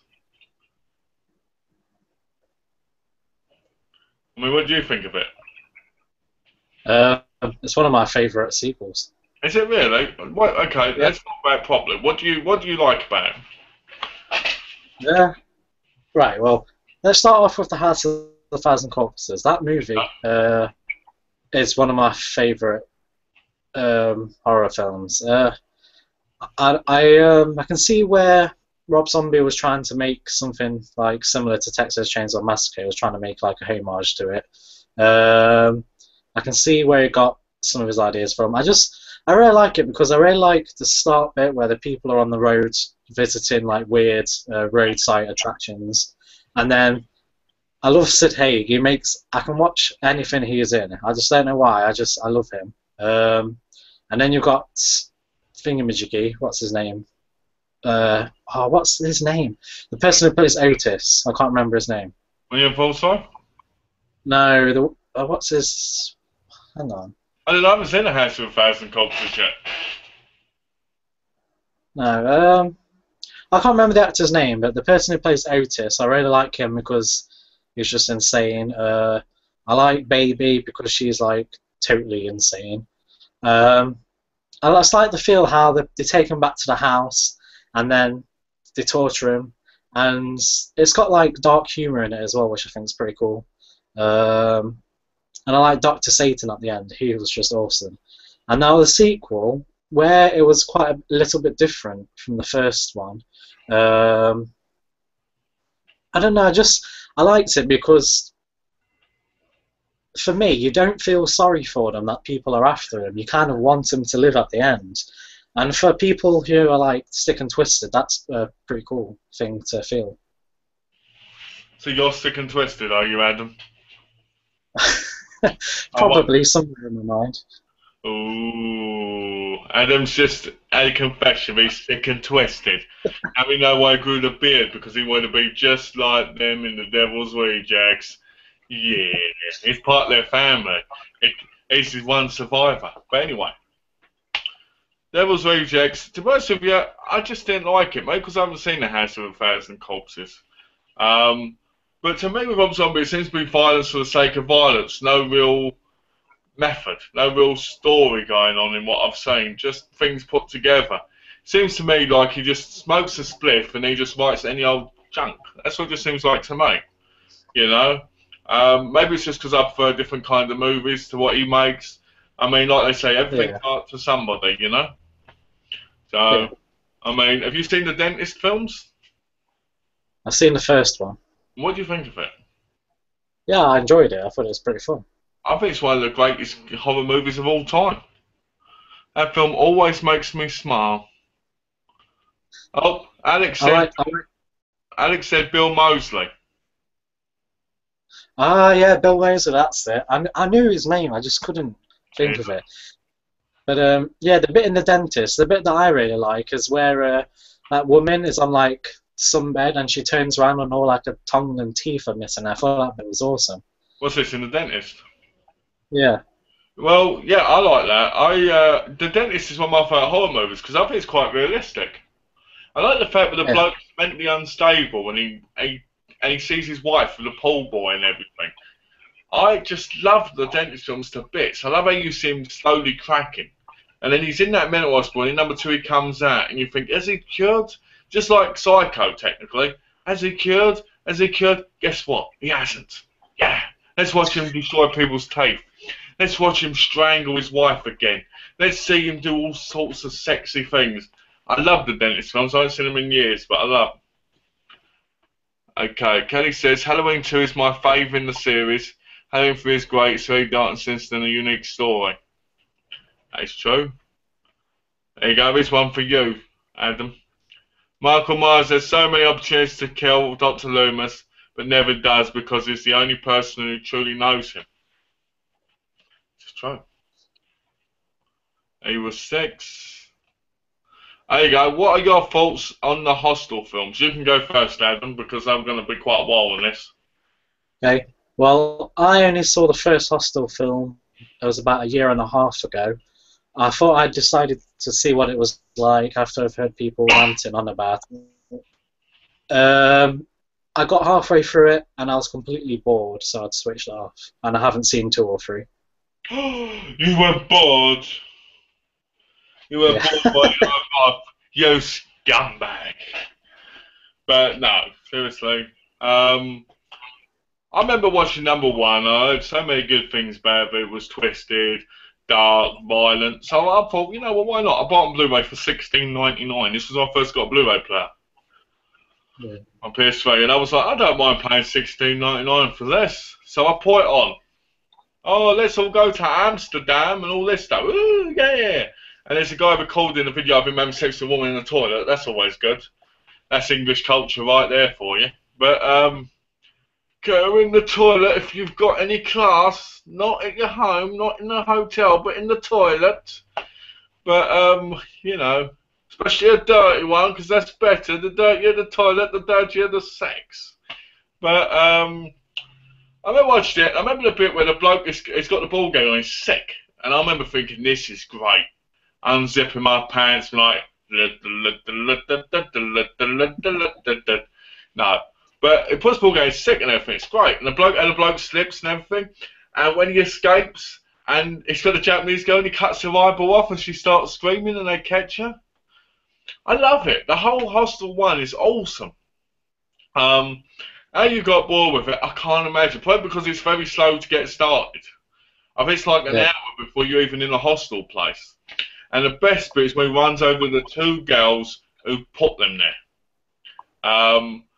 I preferred number 2 to number 1 because number 2 is a lot more awesome. In number two, two guys, rich guys, they pay because they want to torture someone in the hostel. One's shy, the other one's like, come on, let's do this. He's like all up for it, and he's like, yeah, yeah, yeah. He's like hulking up, you know? And you've got these girls going on vacation together. One meets a boy who you think at first, is he going to be a part of it? But no, he's actually a nice guy who gets his leg eaten. Um, and then you've got the nerdy girl who gets hung upside down. Now, this is my favourite scene ever. It's so erotic. The bit where she's got the big thing and she cuts her and the blood pours on her. Such an erotic moment in film. I remember sitting there thinking, oh, if a woman did this in front of me, I'd be on top of her. I wouldn't care about the body. I'd be on top of her, giving it to her like anything. Because that was so hot for me. It was like, oh, yeah. Oh, that was true masturbation material. And that's the truth. Um, then you've got the guys from both guys from Desperate Housewives are in it, and the taller one, the older one, who plays Terry Hatcher's ex-husband, can't remember what his name is in the movie. He gets horrified when he cuts her in the head with the saw thing. It's like, oh, and he runs away, and the dogs kill him. They get in the elevator, and they go, and kill him. Then his friend Charlie Chan, whatever the guy's name is, I can't remember. He was obsessed with Bree in that Housewives. He was the pharmacist who kills Rex with the wrong pills. Wow, I'm sad because I'm comparing Hostel to Desperate Housewives. That's when you know you've got issues. But so he loves it. She gets away. She ties him down because he calls her a cunt, right? And then they rush in and she cuts off his penis, throws it into the dogs to eat, and she gets herself branded and she becomes a member. Now, the question that gets to me is, in reality, that would never happen. Because wouldn't she tell people about it and then get closed down? Do you know what I mean? Yeah. So I was a little bit, what do you call about number two? I enjoyed it the most. Then there's number three. Number three was a lot low budget. And it's got, what do you call it? What's his name? Is it Matthew? I can't remember. Matty. It's got Matty from Nip Tuck in it with a bad leg. So they go to Vegas because it's this guy's thingy, and basically his best friend apparently turned them all down and gets them all and wants to torture his best friend because he wants his girlfriend for himself, his fiance, and basically he has some good kills in it. The girl with the stuff going down the front, I can't remember what they are, I think the cockroaches, was a bit too CGI for my liking. The Arrow one was pretty good, but the whole best friends thing was just ridiculous. When they escape, and then at the end, he gets a corkscrew through his hand, and then he's got the big thing. He's got half his face burnt. You know, it's just like, oh. But overall, I do like the series of films. The annoying thing is you can't buy number three over here on Blu-ray, so I'm gonna have to import it back from England. And when I got rid of it, otherwise I'm gonna got rid of it because Hostel 3 I've watched like 5 times. The other two I've watched twice. So that kind of says a lot, really, even though number 3 is the worst. Alex says, Hostel 1 and 2 are very enjoyable. I just find them amazing for what they are. Sleazy, great in my opinion. Hostel 3 is so bad. It is really bad, but for some reason I like it. I don't know why. Number 3 to me is fun. Number 1 and 2 obviously to me are great. Really great. But number 3 is fun for me. I don't know why. Maybe because I like cheesy, crappy horror films. I don't know. Maybe it reminds me a bit of the 80s movies. I don't know. You know? What do you think of the Child's Play movies, Adam? Alright, I'll go through them all now. Child's Play 1, I really like. Child's Play 2, I really like also. I can't decide which one I like more, because they're both really good. Child's Play 3 is probably my least favourite of the Child's Play films. Bride of Chucky I thought was pretty funny, because I liked Jennifer Tilly as the other doll. Seed of Chucky was, probably the worst one they've done. And Curse of Chucky, I quite like that one. I enjoyed it. So the story at the end of it, the way it kind of like came together. I didn't mind. I know some people didn't like that, but I didn't mind that. And the end scene after the credits, I thought was pretty funny. You did? Yeah, To be honest with you, I liked the first Chucky, Charles Play, yeah, and I like it a lot. The first one, I think the first one's a great intro to the character, and I think it's very creepy. yeah, The second one, I think, is all right. I think it's still at the same level, but just slightly under. Um, I love the character of Chucky, by the way. I think Chucky's awesome, and I like the whole thing of killer dolls. You know. yeah. Oh, we've got 4 viewers. Ooh, I like the whole killer doll aspect, but the doll is alive. Even Chucky, I love the way how it's so quiet, and I love the old special effects of Chucky, how his eyes would move, and his face would go, and all that. yeah, Number 3, I thought was really stupid, being in a military school thing. I didn't like that as much at all. I thought Charles Play 3 was a bit. Bride of Chucky, I thought was funny. I thought it was a great relief because it was very comedic as well as horror-wise, so it's like horror comedy, and I like that. I think Chucky suits more of a horror comedy with sayings than it does as a horror film. Later on. yeah, Uh, what's her name? Jennifer Tilly was great in the role, and to be honest with you, I just like the whole film. Catherine Hegel is the main girl in Bride of Chucky, and I thought it was awesome. I enjoyed it. See the Chucky, I really didn't like. The whole, oh, my son has to decide what sex he is. Is he a boy? Is he a girl? Is he this? Is he that? I didn't like that. I thought it was crap. And then you got Jennifer Tilly in it as an adult as well, and you're like, what's she doing in this when she's the doll? yeah, And she was in Bride of Chucky. You're just like, what? And then it turns out her and the son become who they are, and you've got Chucky's hand arm at the end coming out, and you're like, but he needs that arm. What's he gonna do now? So then you watch The Curse of Chucky, which really, really pushes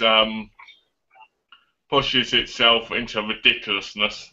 I enjoyed it. I enjoyed the kills. I enjoyed the story, but the fact that their mother was going to cause an abortion or something, I'm like, what?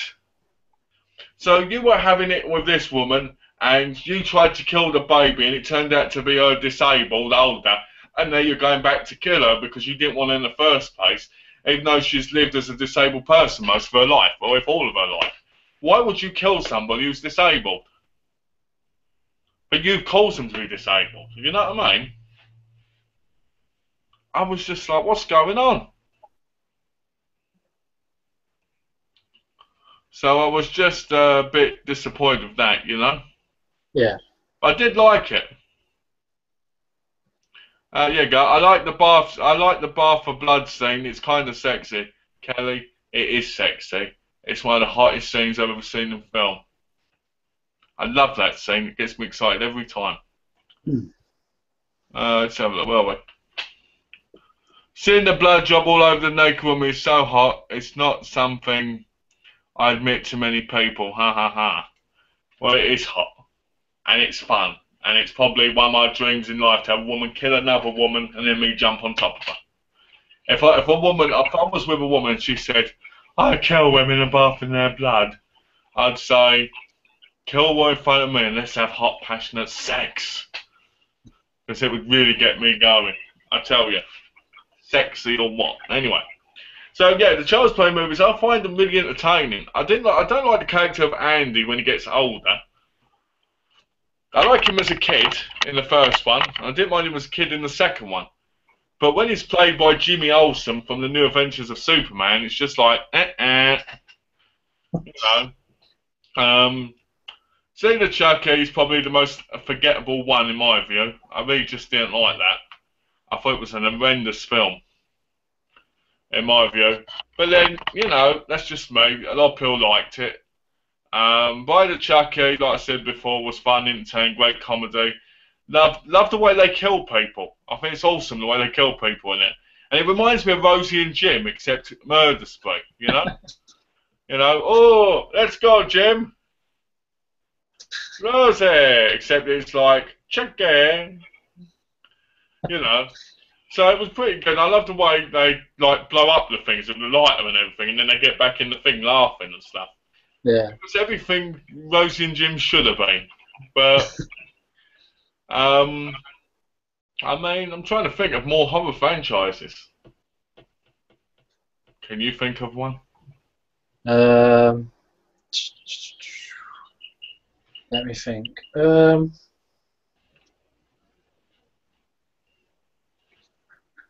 Got the Texas Chainsaw Massacre. Texas Chainsaw Massacre. I've seen all them. Let's get a little bit more detail talking about them. So let's talk about the first one first. What did you think of it? Yeah, I really like the first one. It's really tense, and I like that. The bit now where he like chases him, and all you can hear is like the bit. I really like that bit because it's like, oh shit, you're gonna get like attacked with a chainsaw. I like the bit where he comes like behind that door and whacks that person with a hammer. Yeah. I thought that bit's pretty cool. Yeah, I just really like it because the film's really tense, and I think it's pretty well made. And the bit where they're all sat on the table is probably my favourite bit because you just get to see like the whole family then. Well, I think one of my favourite bits is the beginning. You know, where his brother asks for a ride. It's one of the creepiest scenes I've ever seen. And he ends up thrown out and all that, you know, because it's so creepy and shit. It's very creepy, and the thing is, what people forget is about Texas. Is there's so much sand and there's so much area where no one is. It's so creepy, and it's based on a killer, isn't it? A real killer in some aspects. The film, I found it to be very chill. The chainsaw noise is so horrifying.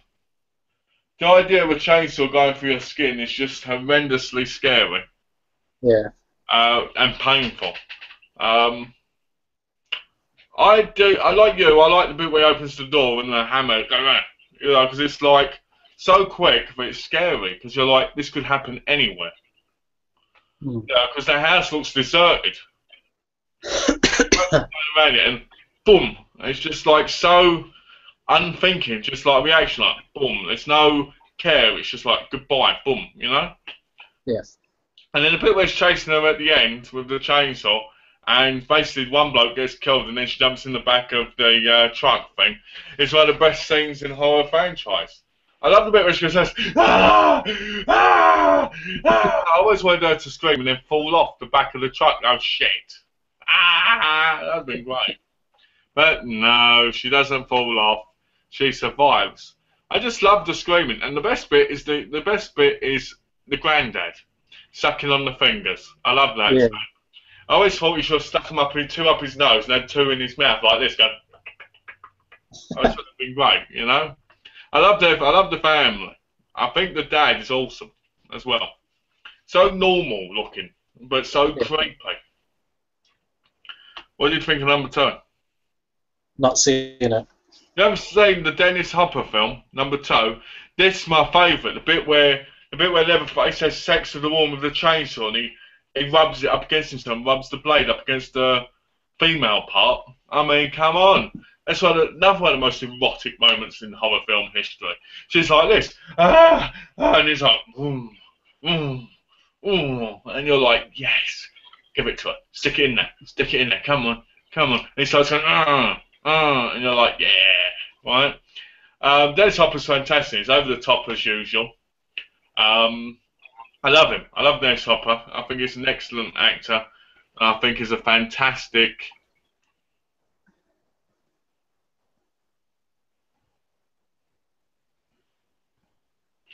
And it's fantastic, you know. I think it's awesome.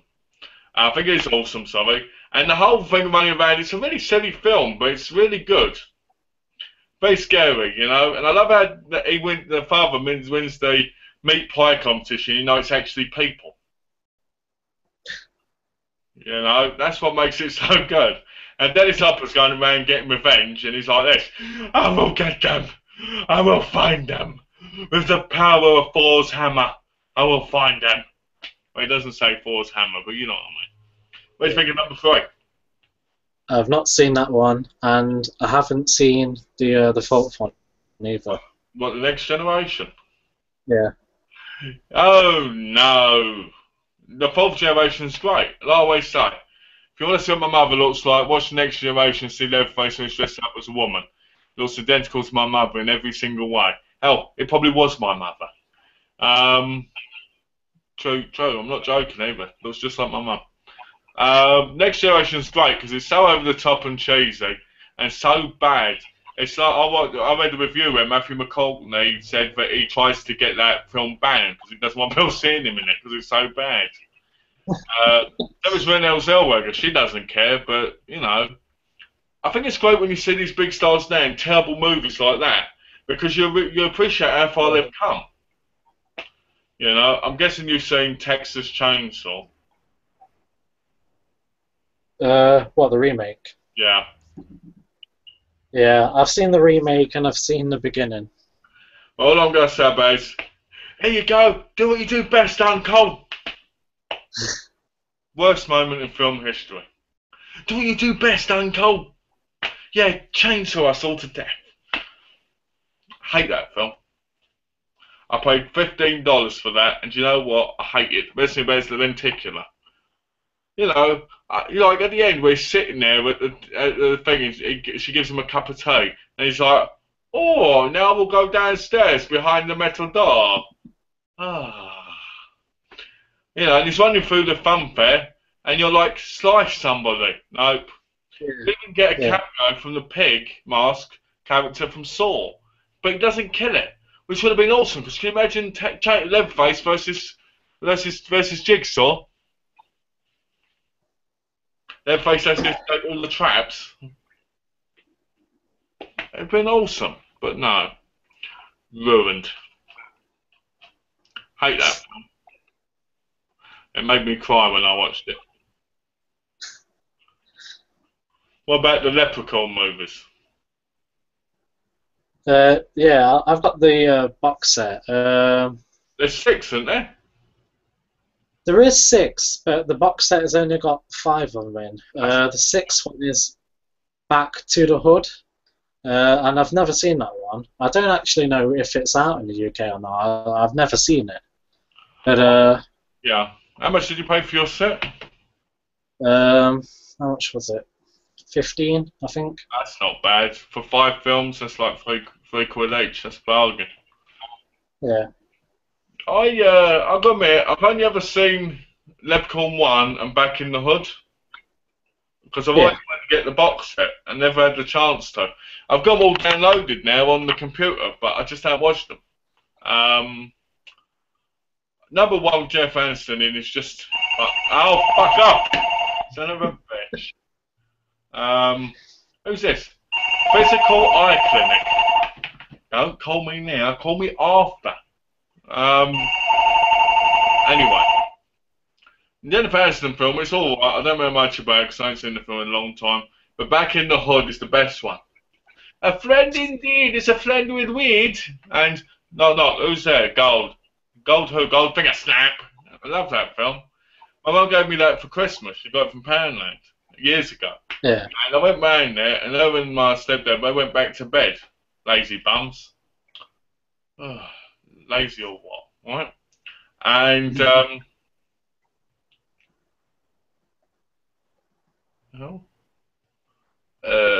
was I saying? Anyway, I went to bed, and I watched it, and I was in tears of laughter through the whole movie. Yeah. It was excellent. I loved Ice-T in it, you know, doing his usual gangster rap bullshit, you know. I'm a tough guy, even though I'm dressed up in silk and shit, and anyone could shoot me and set me on fire because silk's highly flammable. Just throw a Molotov cocktail at me through the window and I'll burn, baby, burn. But, yeah, I like the series. I always want to see Leprechaun in space. Yeah. You know, I'm a big fan of Warwick Davis, so... Yeah. I mean, what did you think of?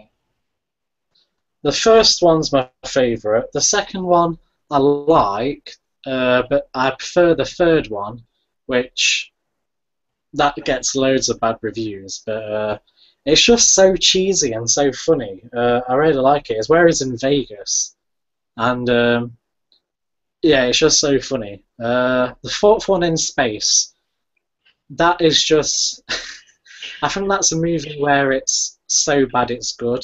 Yeah. Same with the fifth one as well, Back to the Hood. That is just one of the cheesiest movies I've ever seen. It's just so funny. But I was going to say, isn't the sixth one Back in the Hood too? yeah, I've never seen it. I've never seen that one. I'll have to look for them because I don't think Back in the Hood 2 was available in England. Because I remember after watching Back in the Hood 1, I tried looking for some of them. Yeah. But I can't remember because it was years and years ago. You know, this is when I was just a wee lad with my pot of gold.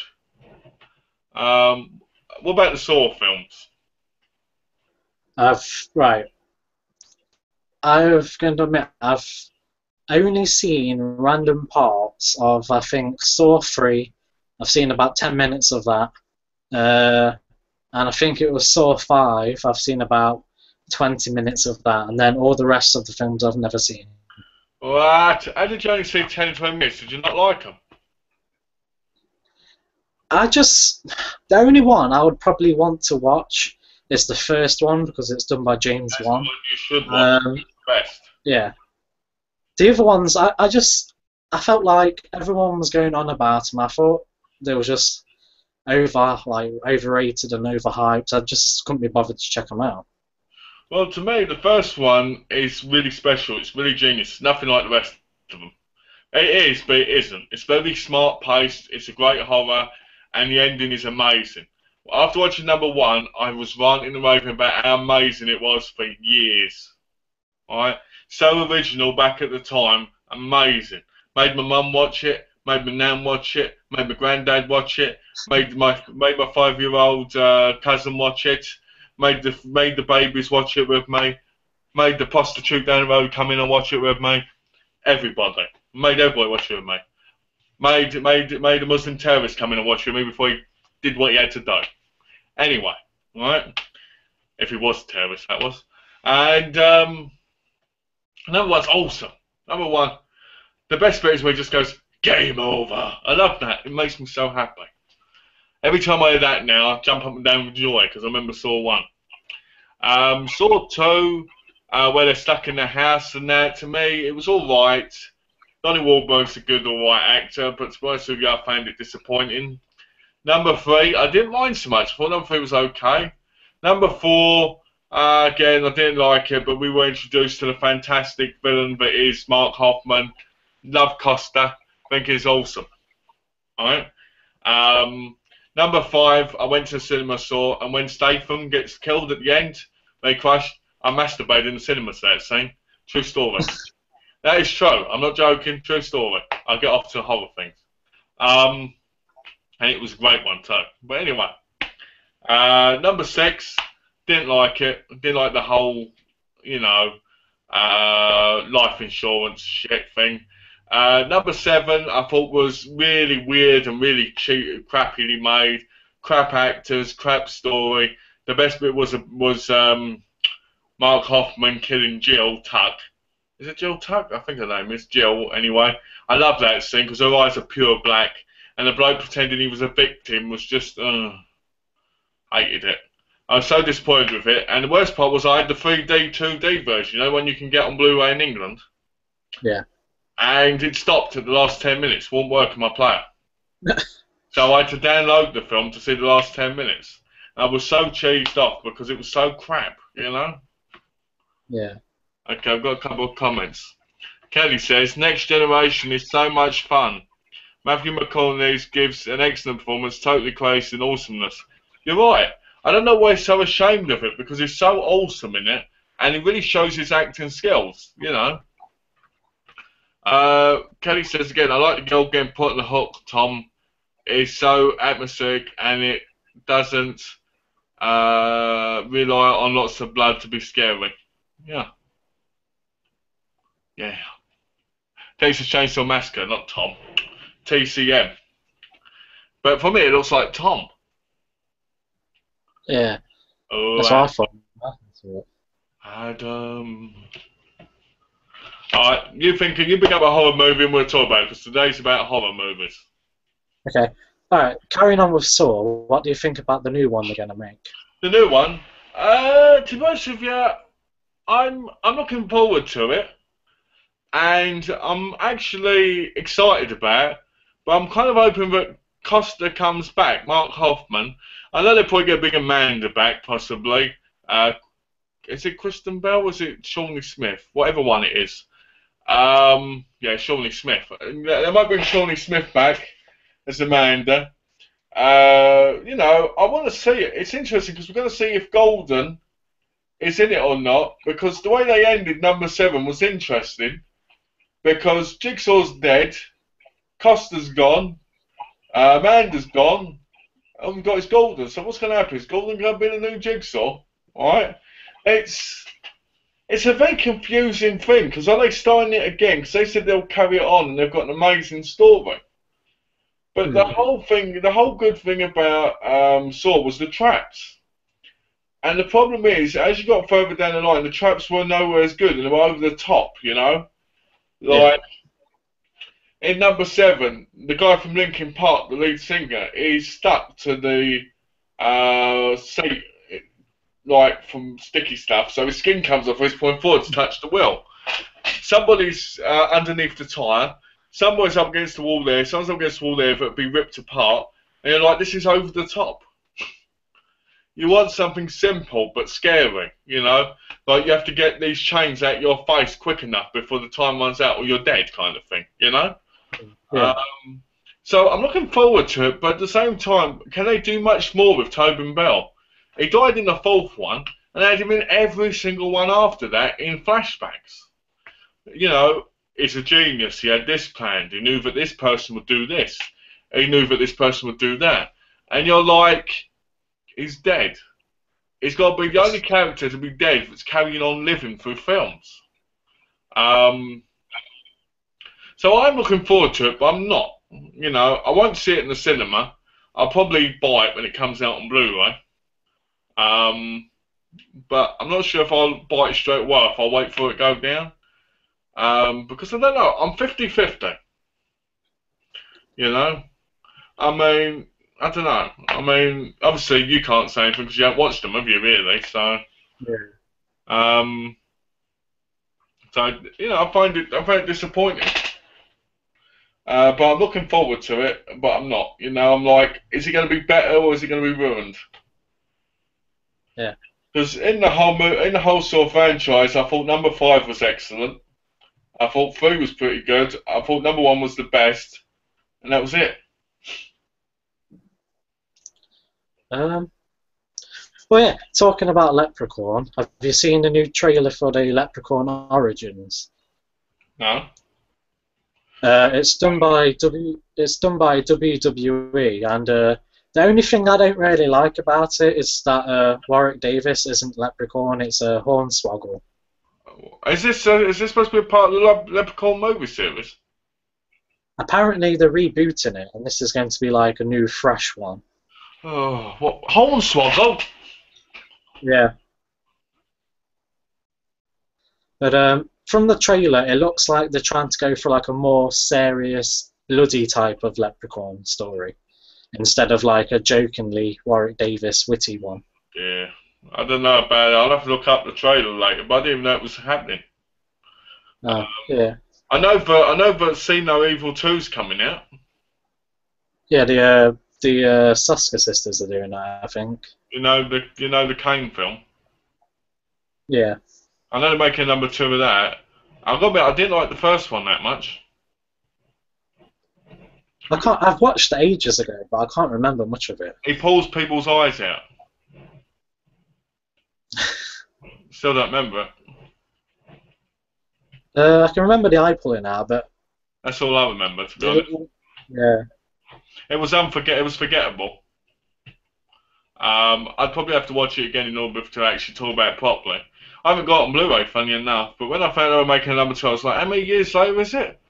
8 to 10 years? You know what I mean? Yeah. Yeah. What else?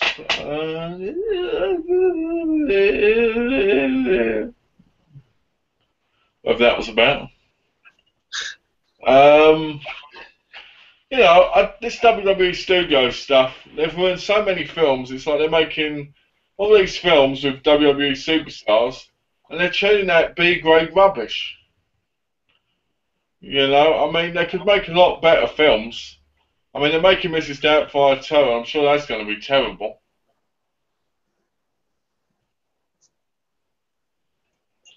We got a question from Kelly. Right. She says, "What is your favourite weapon in a horror movie?" Oh, that's nice. That's a nice question, actually. Okay, you can answer first, Adam. Um, I really like. Right, this is going to be weird because I like a lot of weapons. I like machetes because they're just awesome. I like chainsaws because of the noises they make, and uh, I think getting torn apart by a chainsaw would be pretty horrific. And I also like it is when they find the most randomest stuff to kill people with, like I don't know, say like on Your Next with the blender. I thought that bit was pretty awesome. I just like it when they find random objects and just kill them with it. You bastard. I was just about to say the blender. Just before you said it, that part of mine you said it. But no, I'm a lot like Adam. I like quite a few. I like when people get killed with credit cards and shit. Random stuff. You Yeah. know, blackboard stuff. Like chalk and shit. Because to be honest with you, let's face it, machetes, chainsaws, they're your standard good stuff. We all love them. We all want to see them get killed with that. That's what you see in most horrors. You want to see something new, don't you? Like a credit card kill, like the blender kill. The blender kill was awesome in Your Next. That was awesome. I loved it. I thought it was excellent. I remember thinking to myself, yeah, blend that brain, baby. And it was just great. Um, I like watching people get killed with glass stuck in their throat. Um, what else? I like when people get killed by their TV being shoved through a TV screen. That always makes me feel good. Um, Phones stuck up people's asses when they get killed because they're on Facebook or Twitter. Fucking hate those sites. Even though I'm on them quite a bit. I like them. But yeah, machete, chainsaw, swords. Since I have a sword collection, I like the idea of people getting killed with swords. Yeah. Injections. I like the idea of people getting killed with injections.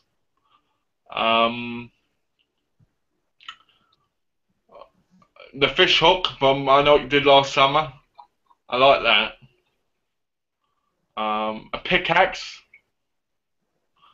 A car. When the person gets tied down and they get run over with the car on their head. That's good. Oh, in one of my favourite games, they're killed with poisonous cat claws. I like that. Where the cat gets thrown with poison and it scratches them and kills them. Awesome. That's what I'll leave it at that for the minute. So Adam, what did you think of Hellraiser? I'm going to sound like James now, but I've never seen it. You've never seen Hellraiser? Nope. James 2. James 2, aka the Potato Head. Let's go into it. I can't believe you haven't seen Hellraiser. I know. I don't know. I don't know why I haven't seen it because I know what it is and stuff. I have no idea why I haven't seen it yet. Do you know, I never realised how much of a movie geek, sad twat I was until the Geeky Chat. Do you know that? Now I'm like, I'm such a sad bastard.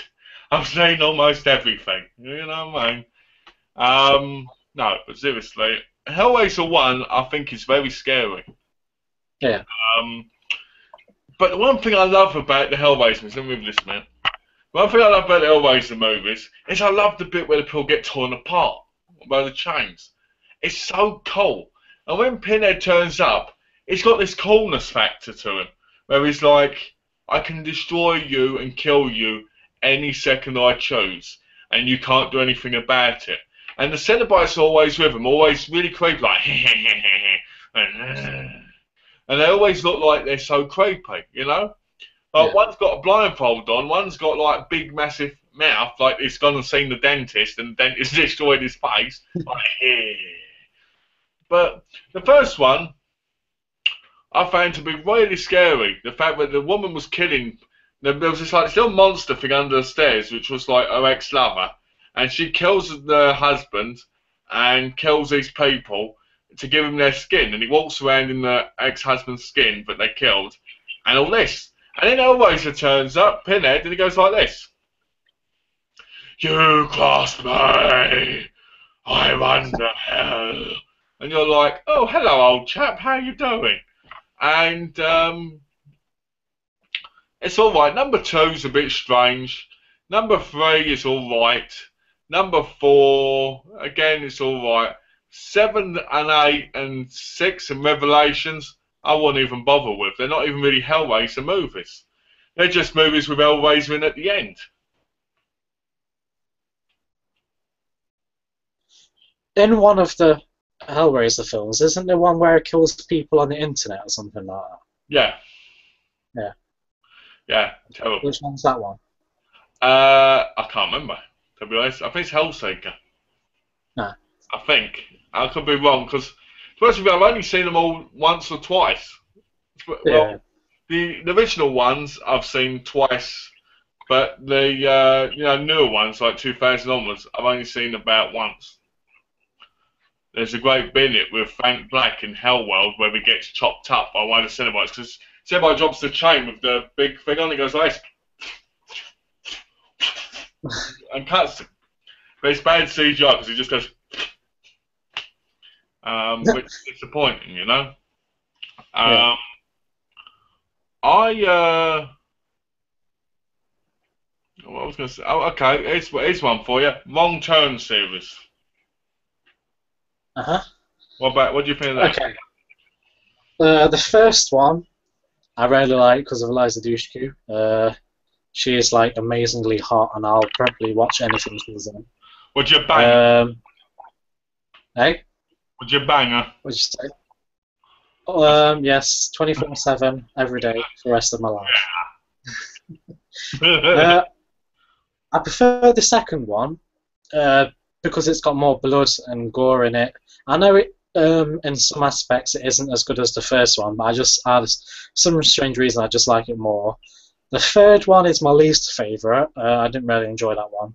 The fourth one I liked it because I liked all the snow setting and stuff like that. And I liked the bit where he was making like fondue out the people's like body parts and stuff. And the fifth one, I can't remember much of that. I remember liking it more than the third, but I can't remember much about it. Well, and you know, Doug Bradley's in the fifth one. Yeah. Hellraiser himself. Awesome. Alright. Right. Number 1, I've got to be honest, it's probably the best one. Creepy, got the best actors in it. It's got Desmond in it, and it's got Alicia Dushku in it. And some of the kills are quite interesting. It's very creepy. My favourite character in the film franchise is Three Fingers. If you watch my reviews, I'll go on about how much I love Three Fingers. He's like the long white hair, you know, white grey hair. For some reason, I find that guy so much fun because he's always giggling, he's always laughing, he's always having fun, and that reminds me a lot of me, you know. I love that. I love the ending of number 1. Number 2 is, to me, the one where they're doing the game show thing. Was awful. I didn't like that. I thought it was alright, but I didn't like it as much as number 3. Number 3 had Tamer Hassan in it playing an evil villain. I always thought that was hysterical. That film is so funny, but it became in my top 2 of the series. Number 4 is great. I love the snow scene like you, and I love the ending. We got away, we survived, and the head goes flying. Awesome. And the bit where they grab hold of the guy and they're lifting him up in front of them from behind. Yeah, yeah, And like you said, the fondue thing, awesome. I love the whole thing. Like when they're little, it shows them as kids going, and then they're still living there. And you're like, so where did they go? You know. And then number 5, where Doug Bradley promises the girl when he's in the prison cell that he's going to rape her, and she's smiling. He goes, "I'm going to get you and rape you.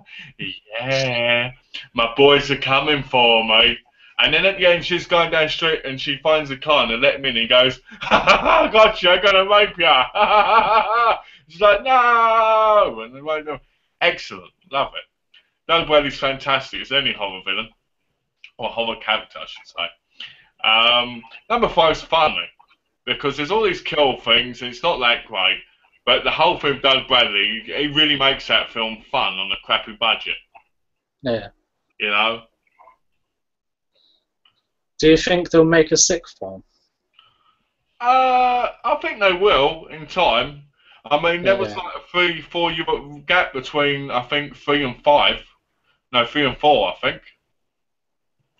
So they yeah, could be. I mean, they might have ideas, so they probably will make, you know, more. I think out of them, I think if I had to put them in order of my favourites, it'd be 1, 3, 4, 2, 5. No reason I yeah. like number 5 is because Dad Bradley goes on about raping her. I just love that scene. How creepy does that make me sound? But it is. I like it a lot. There we go. Kelly says, how about the Children of the Corn series? Ah. Do you want me to go first, or You can go first. It depends. How many are you going to mention? I'm going to mention? Because there's a lot of them. There's about 8, I think. I've seen the first 4. Because there's Genesis, then there's the other one, and it's like because there's a 4 set, and then there's like 3 other ones. I think there's 7 or 8. Yeah. But anyway, I don't know. Go on then. Right, the first one I really like because I love films with creepy kids in it, and I've got loads of them. I also really like horror films set in cornfields for some strange reason. So with them both in, I thought it was just awesome. I really like the music in it. The music in it's really creepy, and I like it how cultish it is. It's cultish. I don't know, but because it's like because they're all in a cult and there's some in that demon thing at the end. I thought that was pretty cool. The second one, I really like that one as well. I can't I can't remember that much of it, but I do actually really like that one. The third one is really cheesy. The bit at the end, I could not stop laughing. Oh my god, that giant bug thing. Yeah. That bit was just so goddamn funny. The fourth one, I quite like that one as well actually, where they send them to all that like doctor's place and the kids are like all sick and then they go all like psycho. That's pretty cool. And yeah, they're the only ones I've seen. I've seen all of them, from my knowledge. But to be honest with you, we didn't mention Hellraiser Revelations. I'm going to mention this first. Hellraiser Revelations is a terrible piece of shit. Okay, done. Children of the Corn, I've seen all of them, but you know the sad thing is I only remember the first and the third one. Yeah. Because it was so long ago. I ain't got none of them on Blu-ray. Even though I've been meaning to get them. I've got none of them on Blu-ray. And they're nearly all on Blu-ray and all. Because they had the remake, they had Genesis, they had these other ones, and they got the 4-pack one. Number 1 to me was a masterpiece. Fantastic, awesome. Number 3, like you said, the ending was just too funny. You can't forget that. But I can't remember any of the others. It's so weird. I remember them, but I've seen them. I remember the remake being terrible. That doesn't surprise anybody. I first saw Hellraiser when I was 6. Still never seen anything like it apart from the sequels. I love it. I have to admit, Alex, I've never seen anything like it either. I've seen a couple of things similar, but nothing that's, shocking like that, because it was so creepy back when it first came out. There's a scene in an 80s slasher called Evil Laugh where someone gets their heads put in a microwave. You need to see that film. I will look that up, Kelly, and hopefully see it and tell you what I think of it. What do you think of the Hills of Eyes movies? Um, I like the original Wes Craven one. I've never seen the second one he did. The remake I didn't like, and I haven't seen the second one either. Oh my word. The second one's dreadful. I hate that piece of shit. And that's in the remake one. The second part one, I didn't mind it in the original one. I don't know where I'm going. I'm going backwards. Let's start again. The original one was a lot of fun. I liked it. I thought it was fun. I Yeah. thought it was scary, and I thought it was quite realistic. And the little girl was always very creepy in my view because she looked crazy. The film itself was excellent. It had the right amount of claustrophobic. My words are so funny today. Very claustrophobic in such an open area. So it makes it very scary for even though they've got so much air around them, they can't move. Part two is alright. The remake I really enjoyed. I liked them going in the town area and seeing all the different crazy people and all the members of that family. I did like the story of why they were the way they were.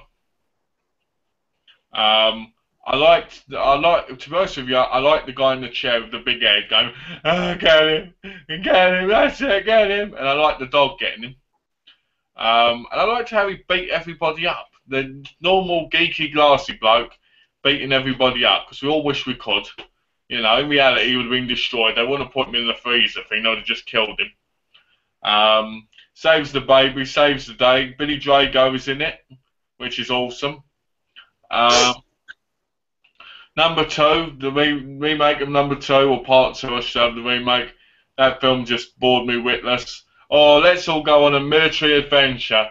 Oh, what's this? They want to rape all the women in our group. Well, let's split up then, and let's not stick together and do what the real military would do and stand back to back. Let's just walk forwards and let them kill us one by one. Very terrible movie. Awful in every sense of the word. What do you think of Scream, the movies?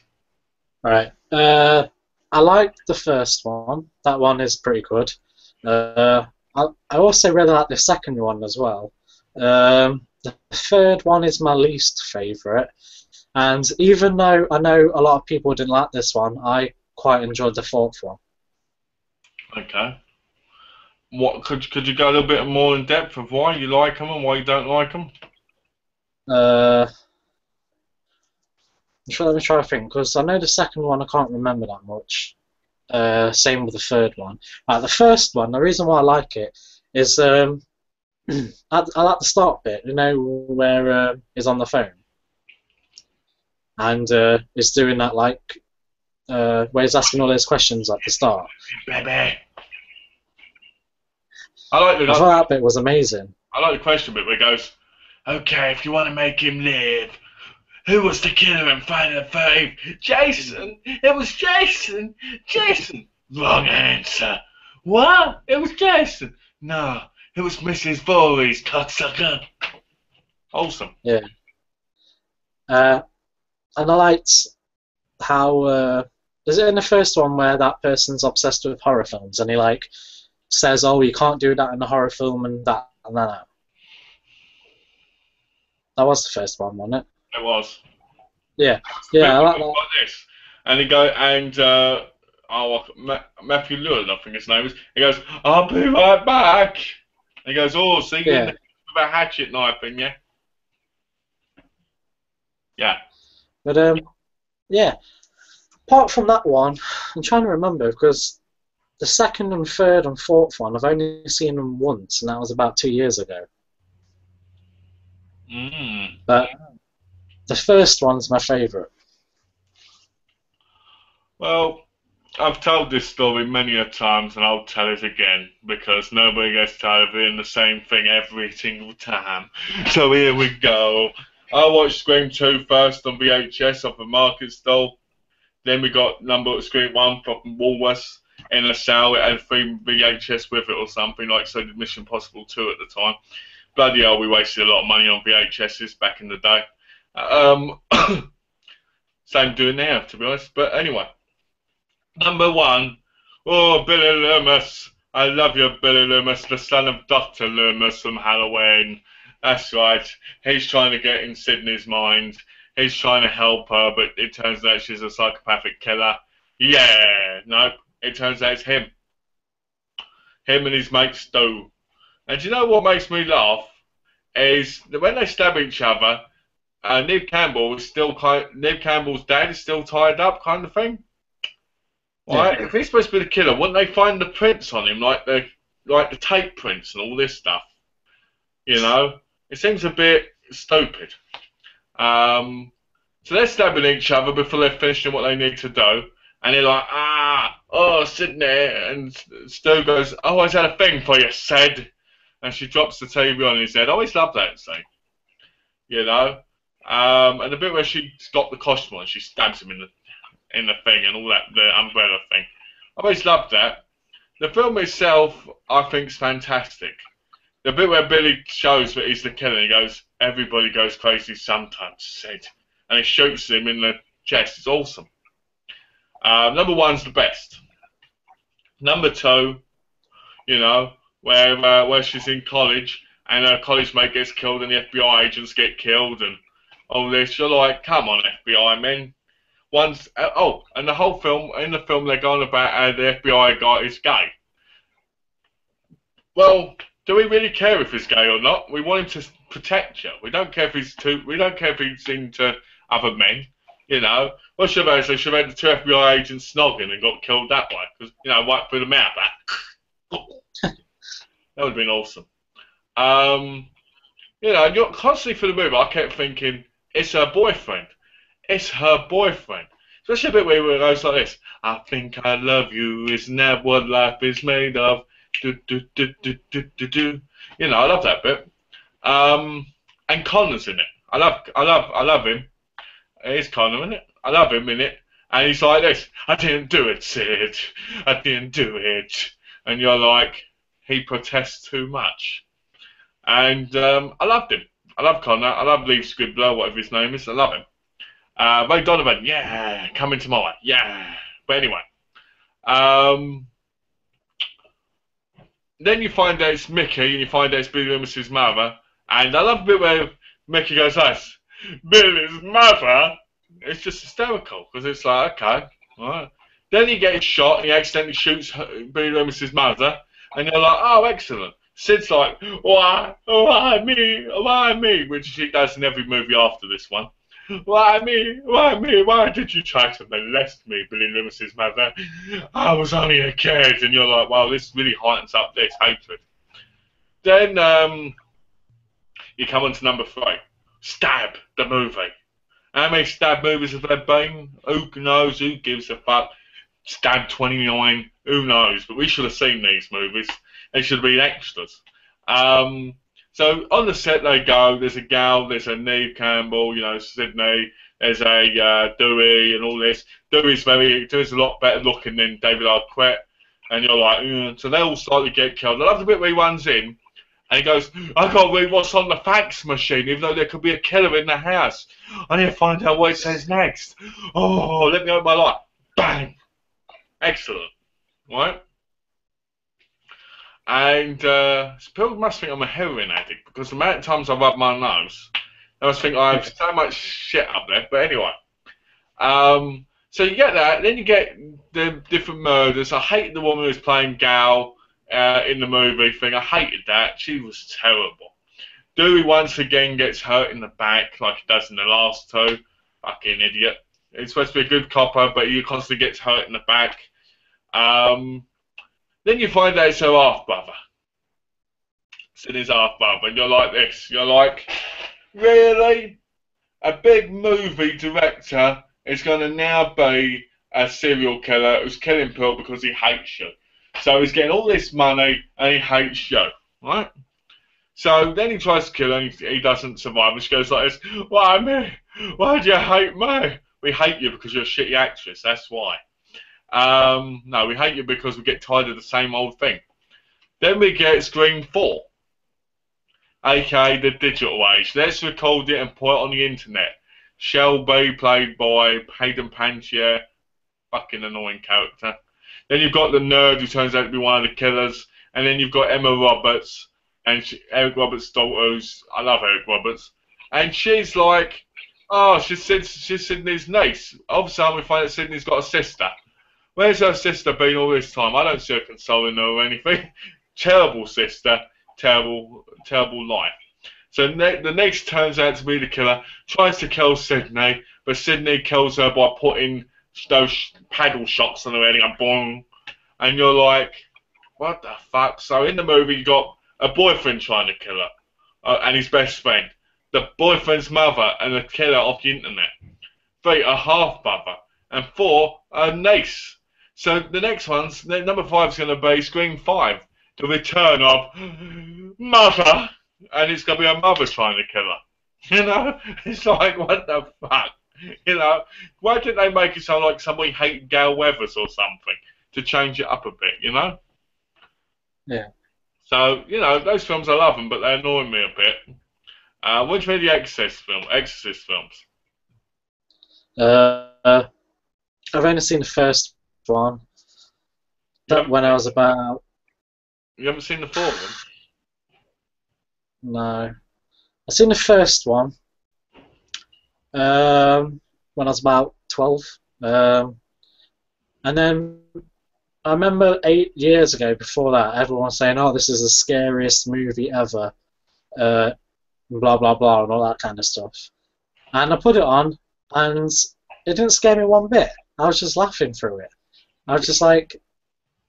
Obviously, because I was young then, I was like, how the hell do people find this scary? But obviously, the time it was released, well, yeah, people would have... Yeah. But, I remember back in the day when that happened, there was a lot of talk of exorcisms actually happening. Yeah. You know, and it's supposed to be based on a true story. But yeah, it was okay. I don't mind it, but it's not one I say I like that much. It's all right. Oh, okay. What? Okay, so you liked it, but you didn't like it that much. Yeah. So it's something that you liked, but you could watch again, but it's not something you'd rave about. Yeah.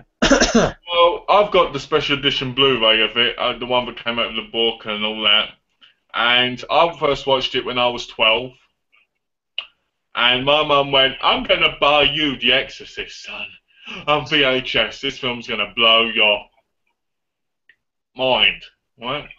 And I was like, okay, let's put it on. VHS into the player. Oh no! She's green. Right? I was afraid for the film. I wasn't scared about it. I was just going, she's green. And the bit where she goes, fuck me, father. Fuck me. All I kept thinking was, jump on her. Years later, Scary Movie 2 would come out and James Woods would do it. So my dream came true. Because in Scary Movie 2, they did exactly what wanted to happen in Exorcist. But The Exorcist 1, I found to be really good. The bit where she pees herself, and all this, and the bit where her head turns around. I'm a big Linda Blair fan. I love Linda Blair. I think she's one of the most amazing actresses I've ever seen. You know, love her in Savage Streets, love her in Hell Night, love her in loads of different things. Hellraiser, not Hellraiser. Exorcist 2 was alright. Exorcist 3, not bad. Exorcist 4, didn't like that. That's all I can say about it, because I can't remember other than what I thought of them. What did you think of Maniac Cop movies? I've not seen them. You haven't seen the Maniac Cop movies, you said that. I hate you now. I hate you now. I don't know why I even talk to you now. You haven't seen the Maniac movies. How could you not see them? They're some of the classic horror movies. I can't believe you haven't seen them on even VHS. I had them all on VHS, then I had them all on DVD, then I had them all on Blu-ray. Yeah, I didn't get... When I first properly started watching horror movies was when I was about 11, because when I was younger, I didn't. My mum and my dad weren't really. They're not really that into horror movies, so I couldn't watch them. I meant I watched stuff that were like horror themes, like Buffy and stuff like that. But until I got to like when I was about 11, when I started going around friends' houses overnight, they had horror films, and that's how I got introduced into them. And then from then, I started really liking them. Now, the first one I watched, which I can always remember, was American Werewolf in London.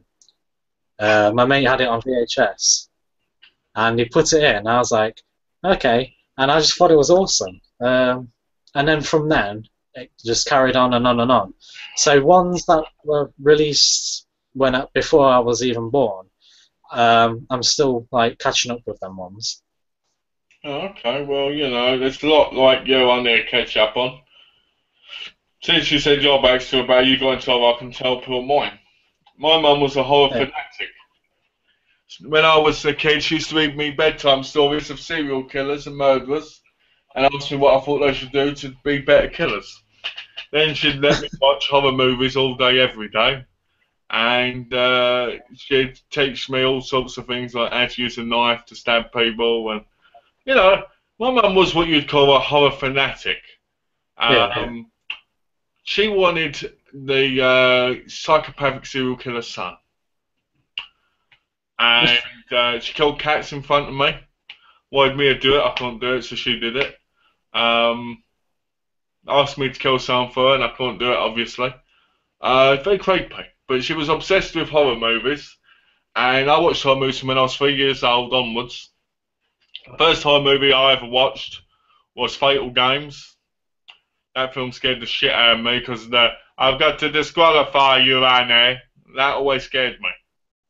But yeah, my mum used to put them on for me to watch during the day. She'd force me to watch her kill animals. And yeah, life, eh? People's lives are different. But my mum was that way. No bullshitting, it's all true.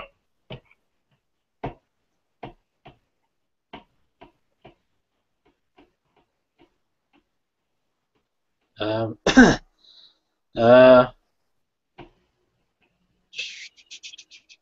Adam is now very uncomfortable.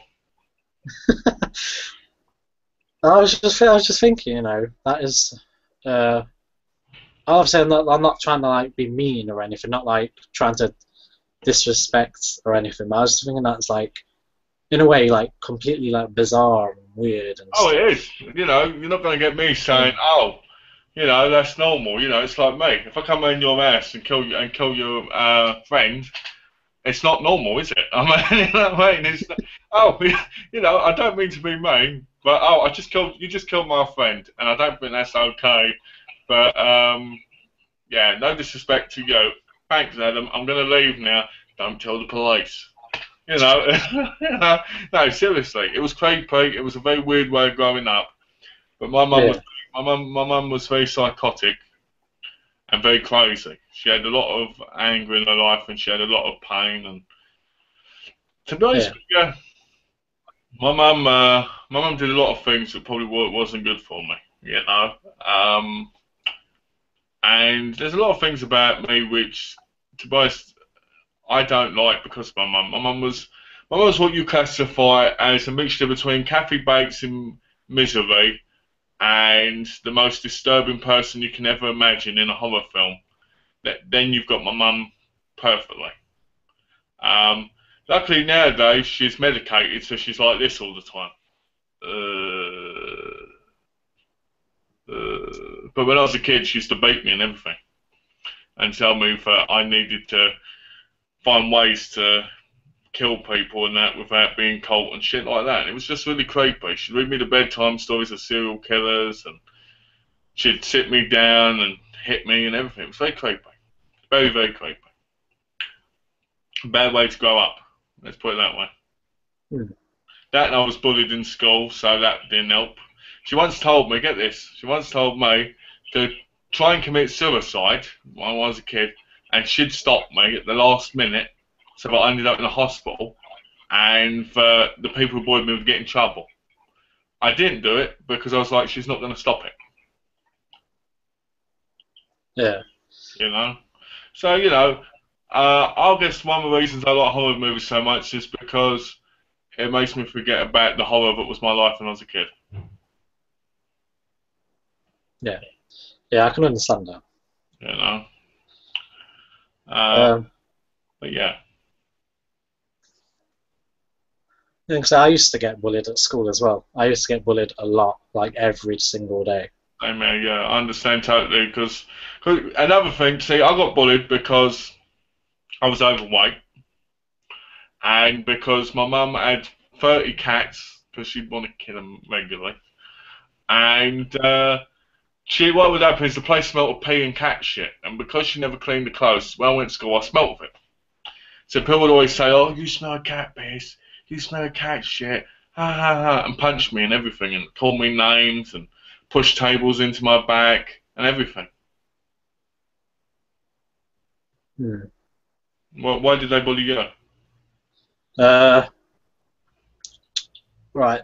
If when I moved into high school or whatever you want to call it, in the first 2 years it's because I was unpopular, and then for the rest of the years it's because I won't say dramatically changed my appearance, but I did.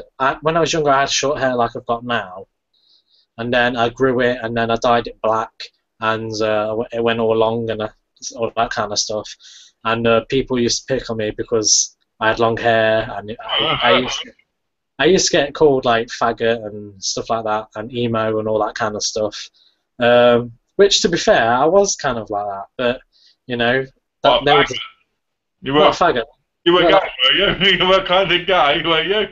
well, no, I mean like emo and stuff because there were the times and stuff, and yeah, it's just because my school had lots of what you would call chavs and stuff in it, and because I dressed differently, that's why I got outcasted, and I used to get bullied a lot, like non-stop every single day. I used to get like stuff thrown at me. I used to get beat up. Um, I remember one time someone threw a pair of scissors in my face. That hurt a lot. Um, yeah, and I left for a bit. In my final year, I left for 3 months, and then I got forced to go back to school. Uh, I did retaliate sometimes, and then it did make some people stop because when I get angry, because I used to have an anger problem as well. That's another reason why people used to pick on me because they like to see me get angry. And some people backed off when they saw how violent I could get. But yeah, it's just basically because I was different, basically. Oh dear. Well, let me say this then. When I was in school, when I went to secondary school, my mum cut my big ponytail off because when I was a kid, I had a ponytail all the way down to my bum, Yeah. and girls used to love it. They used to pull it and everything. It was so horrible. Oh, but I loved it. It was a big pony. When my mum cut it off, I cried for hours because it was part of my life. I thought my life had ended. Because I was so young. Yeah. Went to school. First day of school, I was being chased down the road by like 8 boys, punching me, beating me up. The school never did anything about it. I lost it once and smashed one boy's head on the table. Didn't stop Pearl, just meant that they did me harder. Because I was so nice in school, I was so nice and friendly, and I was like, oh, I want to do work. Let me do my work. And I was so simple-minded in the whole niceness act. It wasn't until after school that I kind of got angry. I'll talk about that in a minute. My mum took me out of school for like a year at one point and told them they could take her to court if they wanted to, but she was going to keep me off school. And then I ended up going back to school, and it was just horrendous. Um, the kids at school can be really cruel Yeah, they can. and really horrible. And the problem with it is they don't realise how much they're affecting somebody. Because after I did leave school, Adam, I ended up with a real psychotic anger issue. There was a time when I started just losing it completely. A guy tried to mug me once, and I just went ballistic. It grabbed on the floor, had him on the floor, punching him in the face, and everything. It wasn't like me, you know. There was another guy, he beat up my nan and broke her arm, and I went down there and I kicked the shit out of him and peed on him because I was so angry, and kicked him in the face afterwards in front of 30 people in a football court. Yeah, and my dad, I remember my dad saw it and he was like this, what the fuck, Malc, you're going to get arrested. Never did. But I had to control that because my anger issues came after school, you know. The frustrations, the anger, it was just worse. And I was such a nice person when I was in school, so innocent and so nice. Even though my mum was the way she was with me, I was always trying to hold that back and be nice and caring and friendly. And everybody would pretend to be my friends and attack me. Hmm. You know? But yeah. But nowadays, I just think, you know, fuck all them people. They don't matter anymore. Because I think for me, when I left school, it kind of got a bit easier because I felt like I didn't have to deal with them anymore because I don't. But yeah, I think it's just the whole. I hate because I hated school because of that. I think some people don't realize how, like you said, it can affect some people. And but yeah, but now I'm completely fine. I don't really have an anger problem anymore. That's calmed down a hell of a lot. But yeah, like I say, them type of people ain't worth the time, Well, basically. I had a friend when I left school called Alan, and he was an alcoholic. And he was 40, and I was 25, and well, 24. And when he got drunk, he'd call me up and call me the C word and everything. And I used to get really angry with it because I was like, I don't need this, you know. And he used to be Yeah, quite a bully to me, and I used to be like, I'm trying to be a good friend, and he'd be like, I'm coming out yours watching the football because you've got Sky. And I'd be like, I don't want to watch football. Oh, well, you can let me play. You can let me watch it for 90 minutes. I'll be round in 10 minutes. And I'd be like, okay, all right.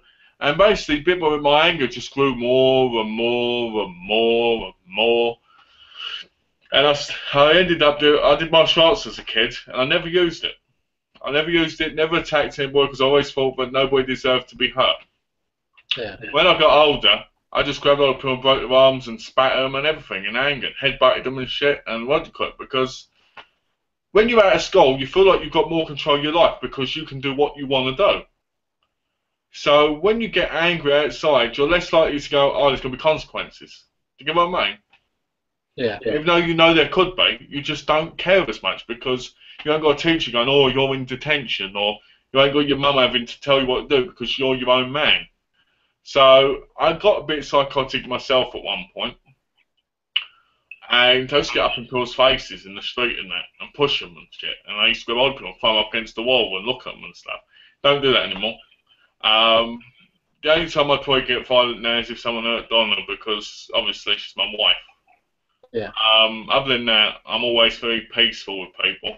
Doesn't mean I don't get angry over stupid things. But, you know, people who bully you are idiots. It's like the trolls online. It's all the same thing, you know. When you're trolled online, it means you're being bullied in school and other things, you know. At the end of the day, Adam, if they don't know you, they don't matter. You yeah, know, exactly. bullies in school never knew me. Some would say things to me like, "Oh, your mum's Mrs. Blobby. Oh, look at her move. Look at," because my mum was overweight. She's not anymore because she had gastric band operation. But at the time, she was really overweight. And people, all the kids in school, when she walked by, she go, "Mr. Blobby, oh, Mrs. Blobby, oh, yeah, baby Blobby," and all this. And they'd throw eggs at me and throw books at me and shit. And they used to push the tables into my back and tell me I was a fat bastard and all this. And one person stabbed me in school, which wasn't nice. And I remember telling the teacher, and the teacher was like this. Oh, you need to stop messing about. You all try and do it, and you're all as bad as each other. Hmm. But bullying, eh? Bullying's a horrible thing. Yeah, fuck 'em. And when you think people Um, commit suicide over bullying and all, it's just like, oh, you know. But anyway, yeah, you know, let's get back onto horror. yeah, let's get back onto horror because we want to talk about the movies. Okay, let's put what some people said here first. My parents hate horror, they don't understand how, says Alex. Well, some parents they don't understand. Depends on the person, If they don't mind horror, then it's fine. If they don't, it's just the same thing. Donna doesn't like horror. She won't watch horror. She can't stand it. So I end up watching it on my own, which is alright because I prefer that to a degree because then I can get the suspense. Instead of trying to be all over her, I can watch the films. Uh, Kelly says, I was bullied through primary and secondary school. It was a nightmare. It was. Oh, here we go. We've got some other films here that Kelly wants us to talk about.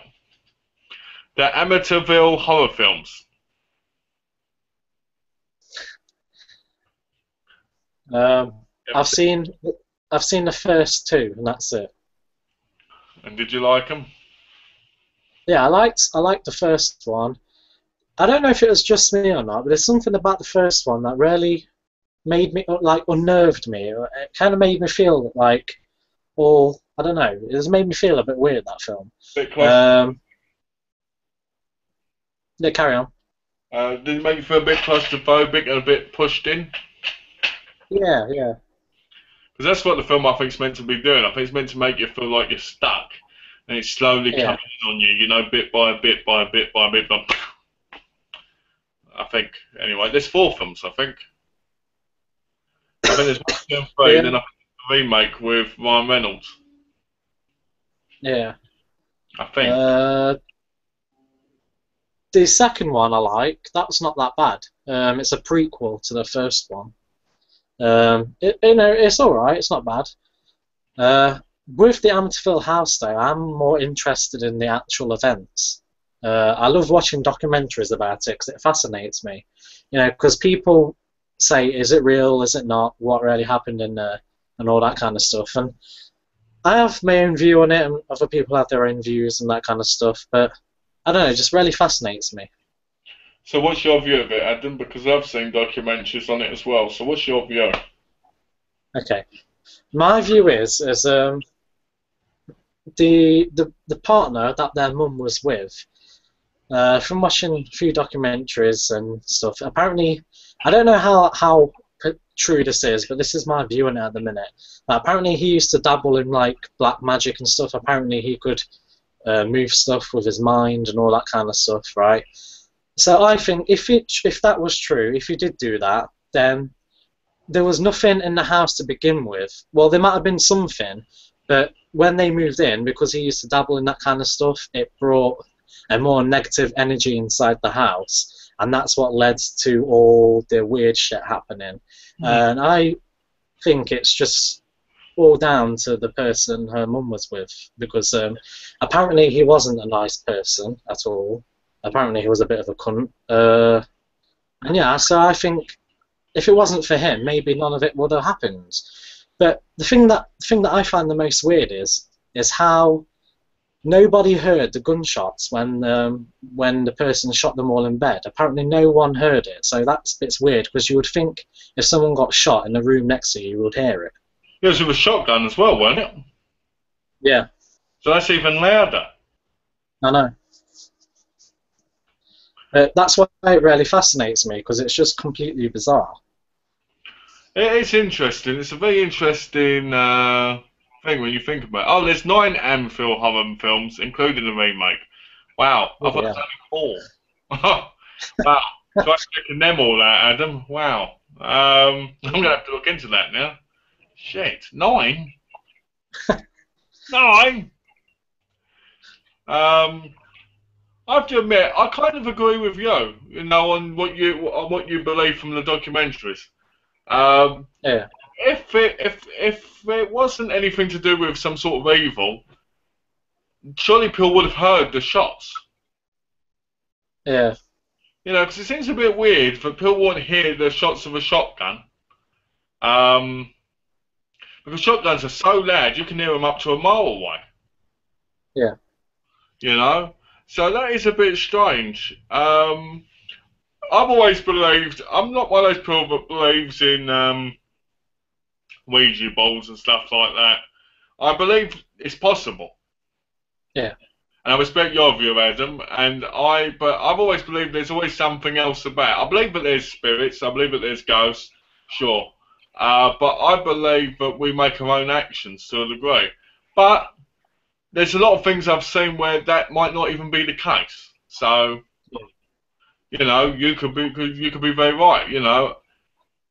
I don't know. But you basically the way you put it was so well put, but I can't really say anything against it. Yeah. Have you seen the My Amityville Story documentary where they interview one of the kids in the house? What's this? Are you talking about on TV? Yeah, it got released. Well, in the UK, it got released like a year ago I on think I, DVD, I and think I I saw thought, a bit of it. yeah, I think that bit's really interesting because you can tell something happened in that house from his like expressions and stuff, and like it's made him really. I don't know, but you can tell something happened in there, and it's really fascinating. I I think it's interesting when you get interviews with people that were there because it's so disturbing because you can see how it affects certain people, Yeah, especially kids and stuff. Um, but I don't remember it, but I remember seeing something like it, yeah. but only clips, like a trailer or something, not the actual full thing. Uh, what's what? Anyway, what's this? So Amityville horror films. Let me say what I think of them. I think that they're all right. The Ryan Reynolds one I didn't like at all. I prefer the older ones. There's a Shat Factory box set on Blu-ray of them, which I want to pick up, but it's only got 3 or 4 of the movies in it, I think. Um, so I'm looking forward to picking that up eventually. You know. But I don't remember much of it. I remember the story, obviously, but I don't remember much of the actual films. I remember the first one being good. I remember the second one being all right. I remember the third one being a bit of fun. And I remember the remake. I didn't know there was like 6, 7 others. Yeah. What about the Poltergeist trilogy, Adam? Right, I've only seen the first one. I'll tell you what I think about it. I thought, no, when did I see that? The first time I saw that was 2 years ago. I thought right up until the end, it could almost be classed as like a family horror movie because nothing really that violent or horrifying happens. And I was just like, And then when it got up to the end, I thought the end was like totally crazy. I loved it. So I was just like, what the hell's going on? Because I didn't expect it. Because I thought because the stuff that happens at the start, I thought that's how it was going to be throughout the whole entire movie. And then, like I said, the ending just happened, and I was like, the ending's awesome. But yeah, I'm not a fan of it as some other people are, but I do really like the ending. Well, I own the digibook of the first one. I got it for $5 from CEX. Yes, CEX. And yeah, it was in mint condition. I was happy about it. And I watched it again, and just like Adam, it's like, what's going on? This is a family movie. And then all of a sudden, you get a big Yeah, sparkle, and it's like boom, boom, boom, boom in your face. And you watch it, you're like, this is awesome. Oh, excuse me. And you're like, this is awesome. And it's like, oh yeah. And then you watch number 2, and you're like, I don't even remember this film. And I don't even remember number 3 either. I feel quite bad today because I can't remember half the things that Kelly's mentioned. How bad's that? And do you know I haven't watched any of the Hatchet movies yet? I've got the first one, but I'm waiting to get the other 2 before I watch them. So it says, what do you think of the yeah, Hatchet movies? Adam's got all of them, so he can talk about that. yeah. Okay, I really like them. It's weird. It gets split into two. People really like them, and then some people really can't stand them whatsoever. I really like them because it's just like they have fun with the films. You can tell the people making them have fun with them. There's some really over the top kills and gore, and it's just really fun. I mean, they get cameos from people as well, which is really awesome. Like Freddy Krueger's in the first one and stuff like that, and then Tony Todd's in the first two. And then in the third one, which I can't decide which one I like the most, either the first or the third, because I rarely had a lot of fun with the third. I thought that was awesome, but yeah, I really like them. I can understand why some people don't, because to a certain degree they are quite silly in some places. But yeah, but I think they're enjoyable. But yeah, I've never seen them. I've got the first one. I've seen trailers and loved the look of the trailers. But like me, and the OCD in me and collecting me wants to have all three, so I can watch them one after the other if I like the first one enough. I can't Yeah, watch one film like Hatchet 1 and then wait months to get 2 and 3, unless it's already that way in the cinema. Do you know what I mean? If they're already out, I need to own all three before I watch it. But it does look like a fun horror movie. let's have a look. What about the Omen movies? I've never seen them. You've never seen the Omen movies? Oh yeah, I forgot it's in the 70s, isn't it? I want to. I really want to, but I just haven't got around to doing it. In England, you can get. I think you can get the box in England, but it's missing the remake. Over here, you can Yeah. get all three plus the remake, but you don't get Omen 4, the shitty one with the girl. You don't get that one. Should have been in the set.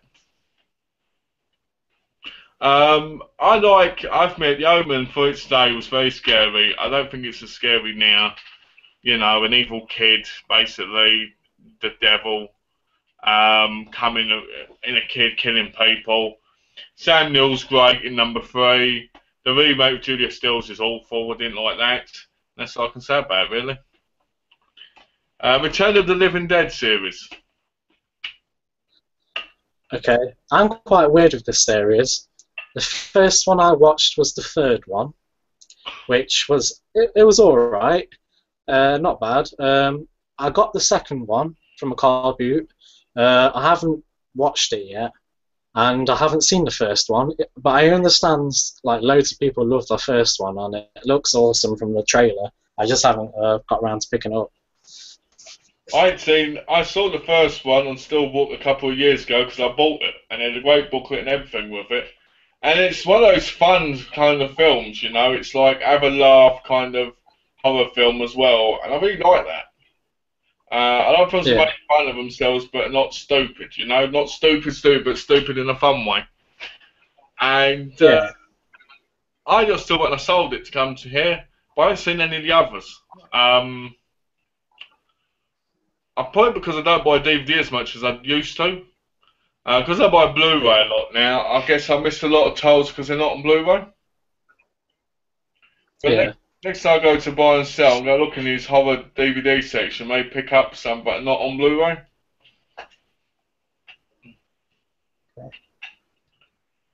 Something. I've got a question for you. Do you like cheesy killer animal movies? Like what, for instance? Uh, Say like the sci-fi movies. Do you like any of them? What, you talking about the channel sci-fi movies? Yeah, like for example, Sharktopus or Shark, whatever it's called. Any movies like that? Yeah, I don't mind them. I don't mind. I don't see a lot of them, but I don't mind them. Yeah, I mean, I like the Jaws films. yeah, yeah. Jaws are awesome. Have you seen them all? I've seen. Um, there's four. Is there four? Yes, four. Yeah, I've seen the first three. I haven't seen the fourth. Jaws 4D, I think it's called. Yeah, It's probably terrible. I remember I had the original Jaws on a steelbook again because when I was in England I had about 600 steelbooks and wow. I was collecting them all like Jaws, you know, and so forth. Halloween, you name it. Obviously when I sold them I made big money from them, but Jaws is probably the best one out of all of them in my view. Uh, Yeah, I Jaws kind of started it all, really, when it came to the whole shark thing. Yeah, You know, Mecha Shark versus Thingy Shark now. It's all thanks to fucking Jaws, but just different, obviously. yeah. You know, do you like the Black Cat? I've never seen it. It's a cat that goes around killing people. It's based on the Edgar Allan Poe story. Yeah, There's so many different interpretations of it. It's amazing. Um, what do you think of the zombie movies? yeah. I love zombies. I think zombies are one of my favourite type of monsters there is. Uh, Now, I do love the movies, but I have to agree with what a lot of people say, and that is there is a lot of shit zombie movies out there. Every year there's about, I don't know, but every year there's loads of shit zombie movies. But if you just have to dig through them, you have to dig through all the shit to get to the good stuff. But yeah, I like zombies. I like the idea of people coming back from the dead and just eating people's brains and all that kind of stuff. Well, I think it's like they have everything, you know, like vampire movies, action movies, comedy movies. Everything's got tons of crap coming out now. There's no real Yeah, class system of what's good, what's bad anymore. So, you know, it is. I mean, I always say if you want a good zombie movie, you stick to the past now. You go back to the 60s, the 70s, and the 80s. yeah, Nowadays, there are some good zombie movies, but they're not in the same class as those ones.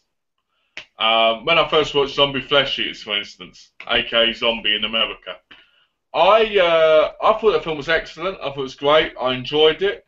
I thought it was excellent. Then I went on to watch, pardon me, trying to think of one.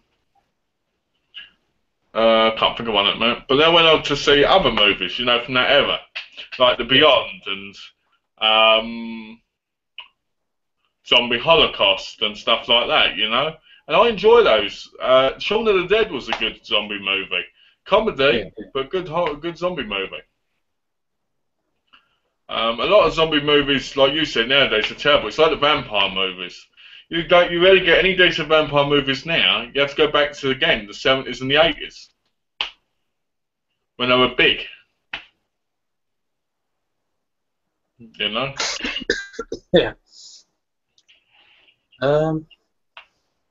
If got any more questions? Oh, we're telling them this. We're seeing Zombie where the wood splinter goes through the woman's eye. It's epic. It is epic. I totally agree with you. I love that scene, and I love the scene. I just love zombie movies. You know, I love them, but also love the Italian ones. Italian ones are the best ones. You know, Italian ones to me are the best ones. The American ones are a bit to me.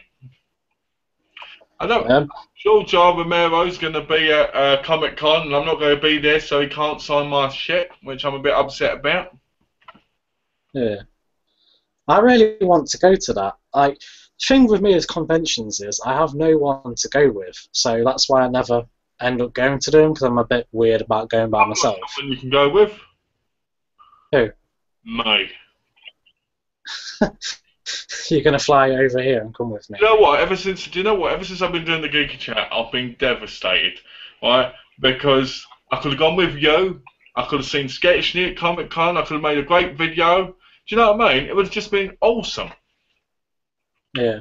right? And now, because I'm in America, it's like, oh, all the stuff you could have done, you can't do now. Hmm. You know? Who would you have seen if you'd have gone? What, this year? Yeah. I don't. Who's there this year? George R. Romero, Natalie Borden, Stan Lee. It's gutting, isn't it? Stan Lee. Yeah. You know, it's so old. What's that? Yeah, Stanley and George Romero. They would be my top two that I would go and see. That would cost about 70, 80 quid, I think. Yeah. To be honest with you, I really want to go.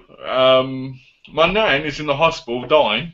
If she dies in 2 weeks, My dad will probably send me money to go over there, and I can go to Comic Con. So let's pray that she dies in 2 weeks. Yeah, she's 80, she's 87, so let's hope, eh? No, but you know, if I'd have been in England, I'd have said let's meet up, and we could have gone there, you know. Yeah. Um,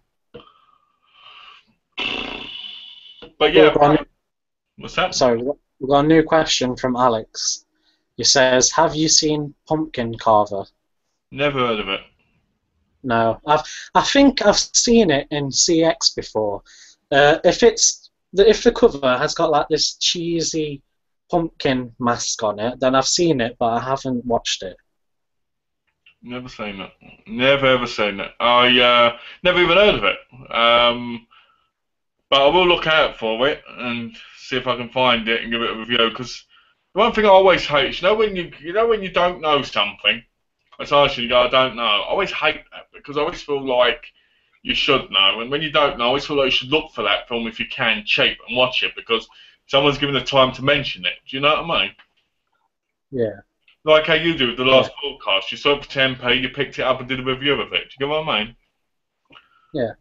So a couple of minutes ago, I was looking on Amazon at the Hellraiser films. I can get the first three for £4. Hey, pick them up. Yeah. Is that from Amazon themselves? Yeah. Brand new for £4. It's not bad. Pick them up. Get in there, my son. Get in there. What the hell? There is a box. There is a box set with them all in, but I'm guessing it's majorly out of print because it's really expensive. Get the first three and then get the first three and then get one by one as you see them at the car booty. Because you will do. Yeah. You know. I was gonna say, yeah, you should definitely pick up the Hellraisers because they're fantastic films. Disturbing, fantastic. I haven't seen it either. It looks like a piece of shit. Oh, well, that's great, Alex. I guess I'll look for that piece of shit, and if it's bad, I'll put it in a brown bag and set it on fire outside someone's home. They'll get a horrible smell, except it won't be poo, it'll be plastic.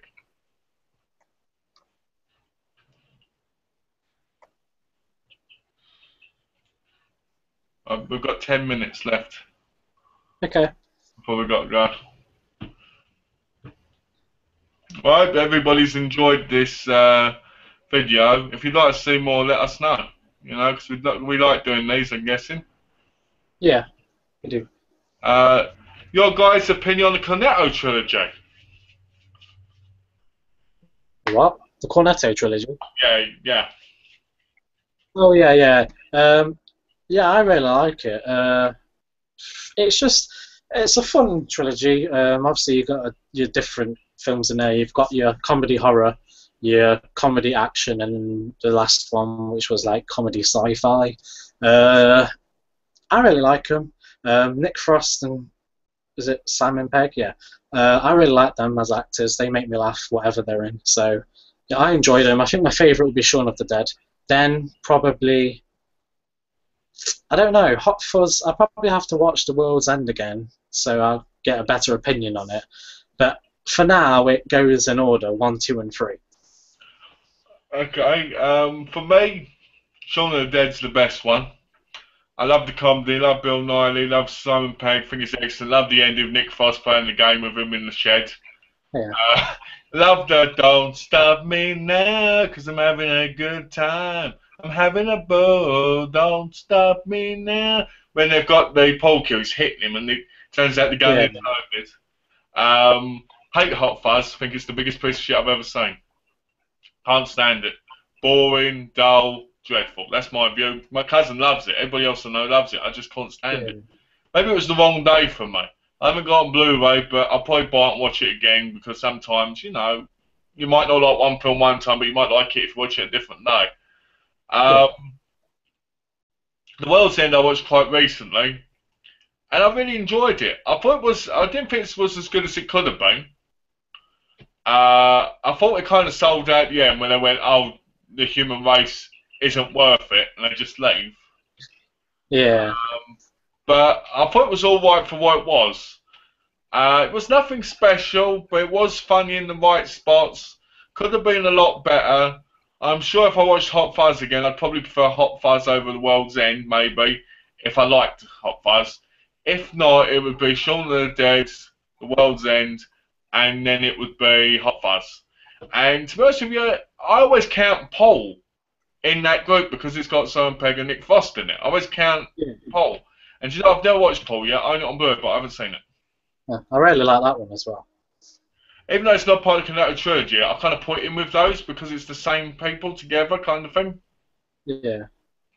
I've never seen it, but I've got it on Blu-ray and I'm waiting to see it because, like I said before in my update, when the problem with buying a lot of movies is you just don't know what one to pick. Yeah. I'm sure you have that problem. Yeah. Even though my collection isn't as big as yours, but when I buy loads of stuff, I'm like, do I watch that or do I watch this? And then like standing there for half an hour or more deciding what to watch. Yes, exactly what I'm like, you know. I've probably got about 1,000 different Blu-rays to watch alone. Yeah. So I try and get them in sections so I can just look better, but it's hard, you know. Kelly says, a horror film from the 80s you wish had a sequel. I don't know, because a lot of ones I really like did get a sequel. Let me think.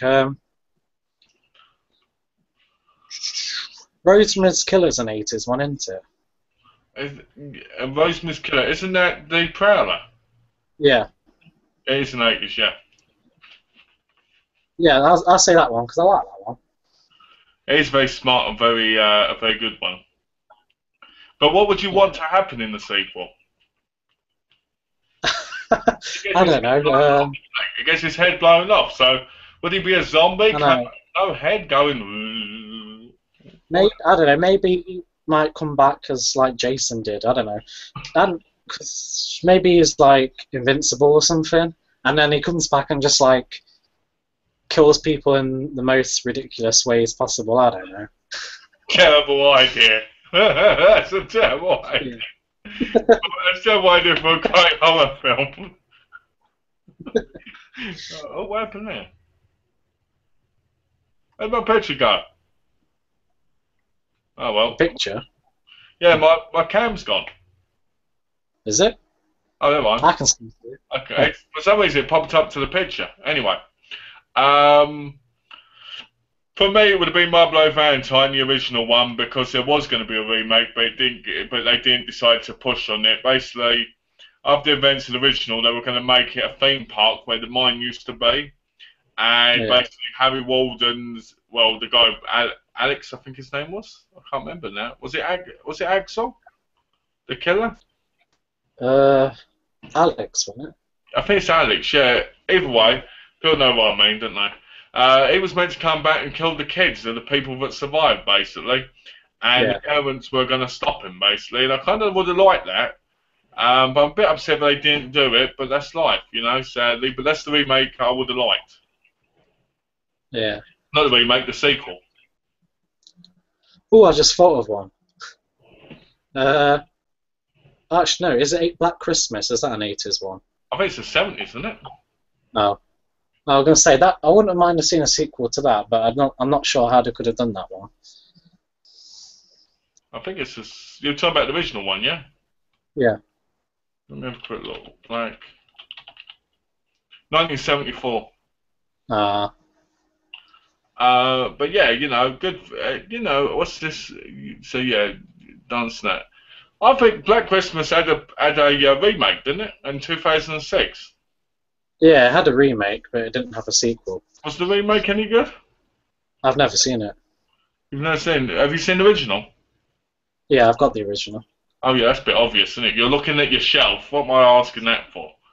Why would you want a sequel if you hadn't seen the first one? Oh dear. Any more questions? We've got 3 more minutes, so anyone want to ask any questions can ask now. But yeah.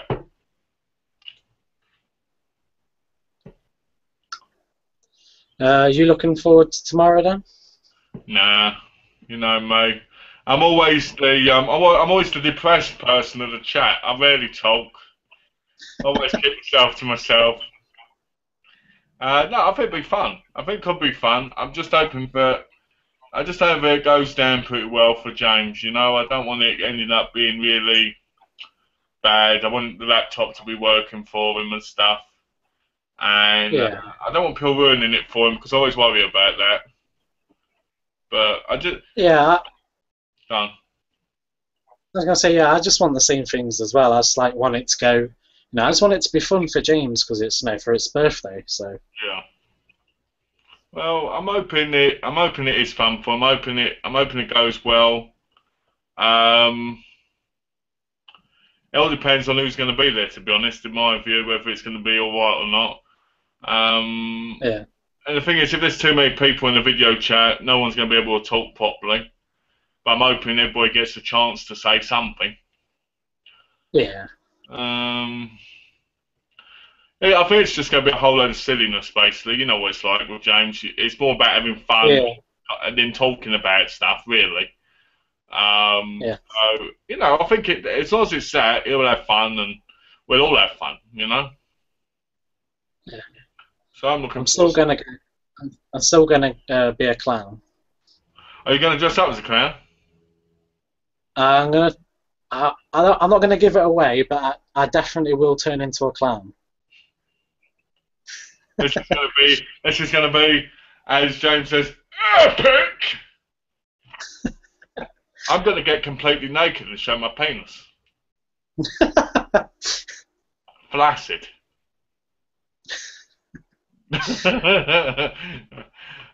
Kelly said, if you could marry any actor, oh no, sorry, that's Alex. If you could marry any actress, who would it be? um, Bloody hell. Uh, what's the face out of Eliza Dushku? For me, it would be Maggie Smith. Now, oh, Maggie Smith, you're one hot babe, you are. Or maybe June Brown from EastEnders. I always get a bit. Sometimes I think there should be a threesome going on. You know, plays Doc Brown in the EastEnders. Um, no, seriously, it'd probably have to be Maggie Q. I love Maggie Q. She's so beautiful. Yes. Oh, apparently Kelly says the Black Christmas remake was decent. I think she said. Well, that should be pretty good. Well, you know, then I'll have to give that a go. I think I've actually got it downloaded the remake, but I don't think I've seen the original. I'm not sure. I might have both of them done. So yeah. Well, I guess we better say our goodbyes now and say what Right. we've got to say and then go, eh? Yeah. Uh, okay. Thank you for everyone for joining this chat. How many? Oh, it was two people. Yeah, Kelly and Alex. Thank you very much. I've People, enjoyed. it says there's three viewers, Adam. Uh, Just in case because you weren't uh, sure. oh yeah. Well, anyone who watched this video, thank you, Malcolm, for having me here.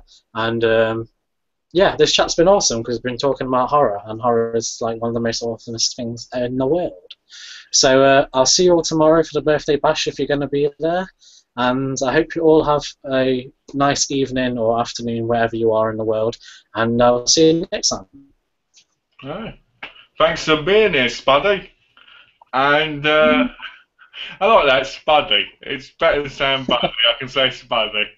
I was thinking Yeah. about that for days, in case anyone wondered. It just popped in my head. But anyway, thanks for being here, guys, and thanks to the viewers. I know it was kind of short notice for you, but thanks for being here. I'm guessing these ones are going to start being once a week. So you'll probably end up seeing us 3 times a week.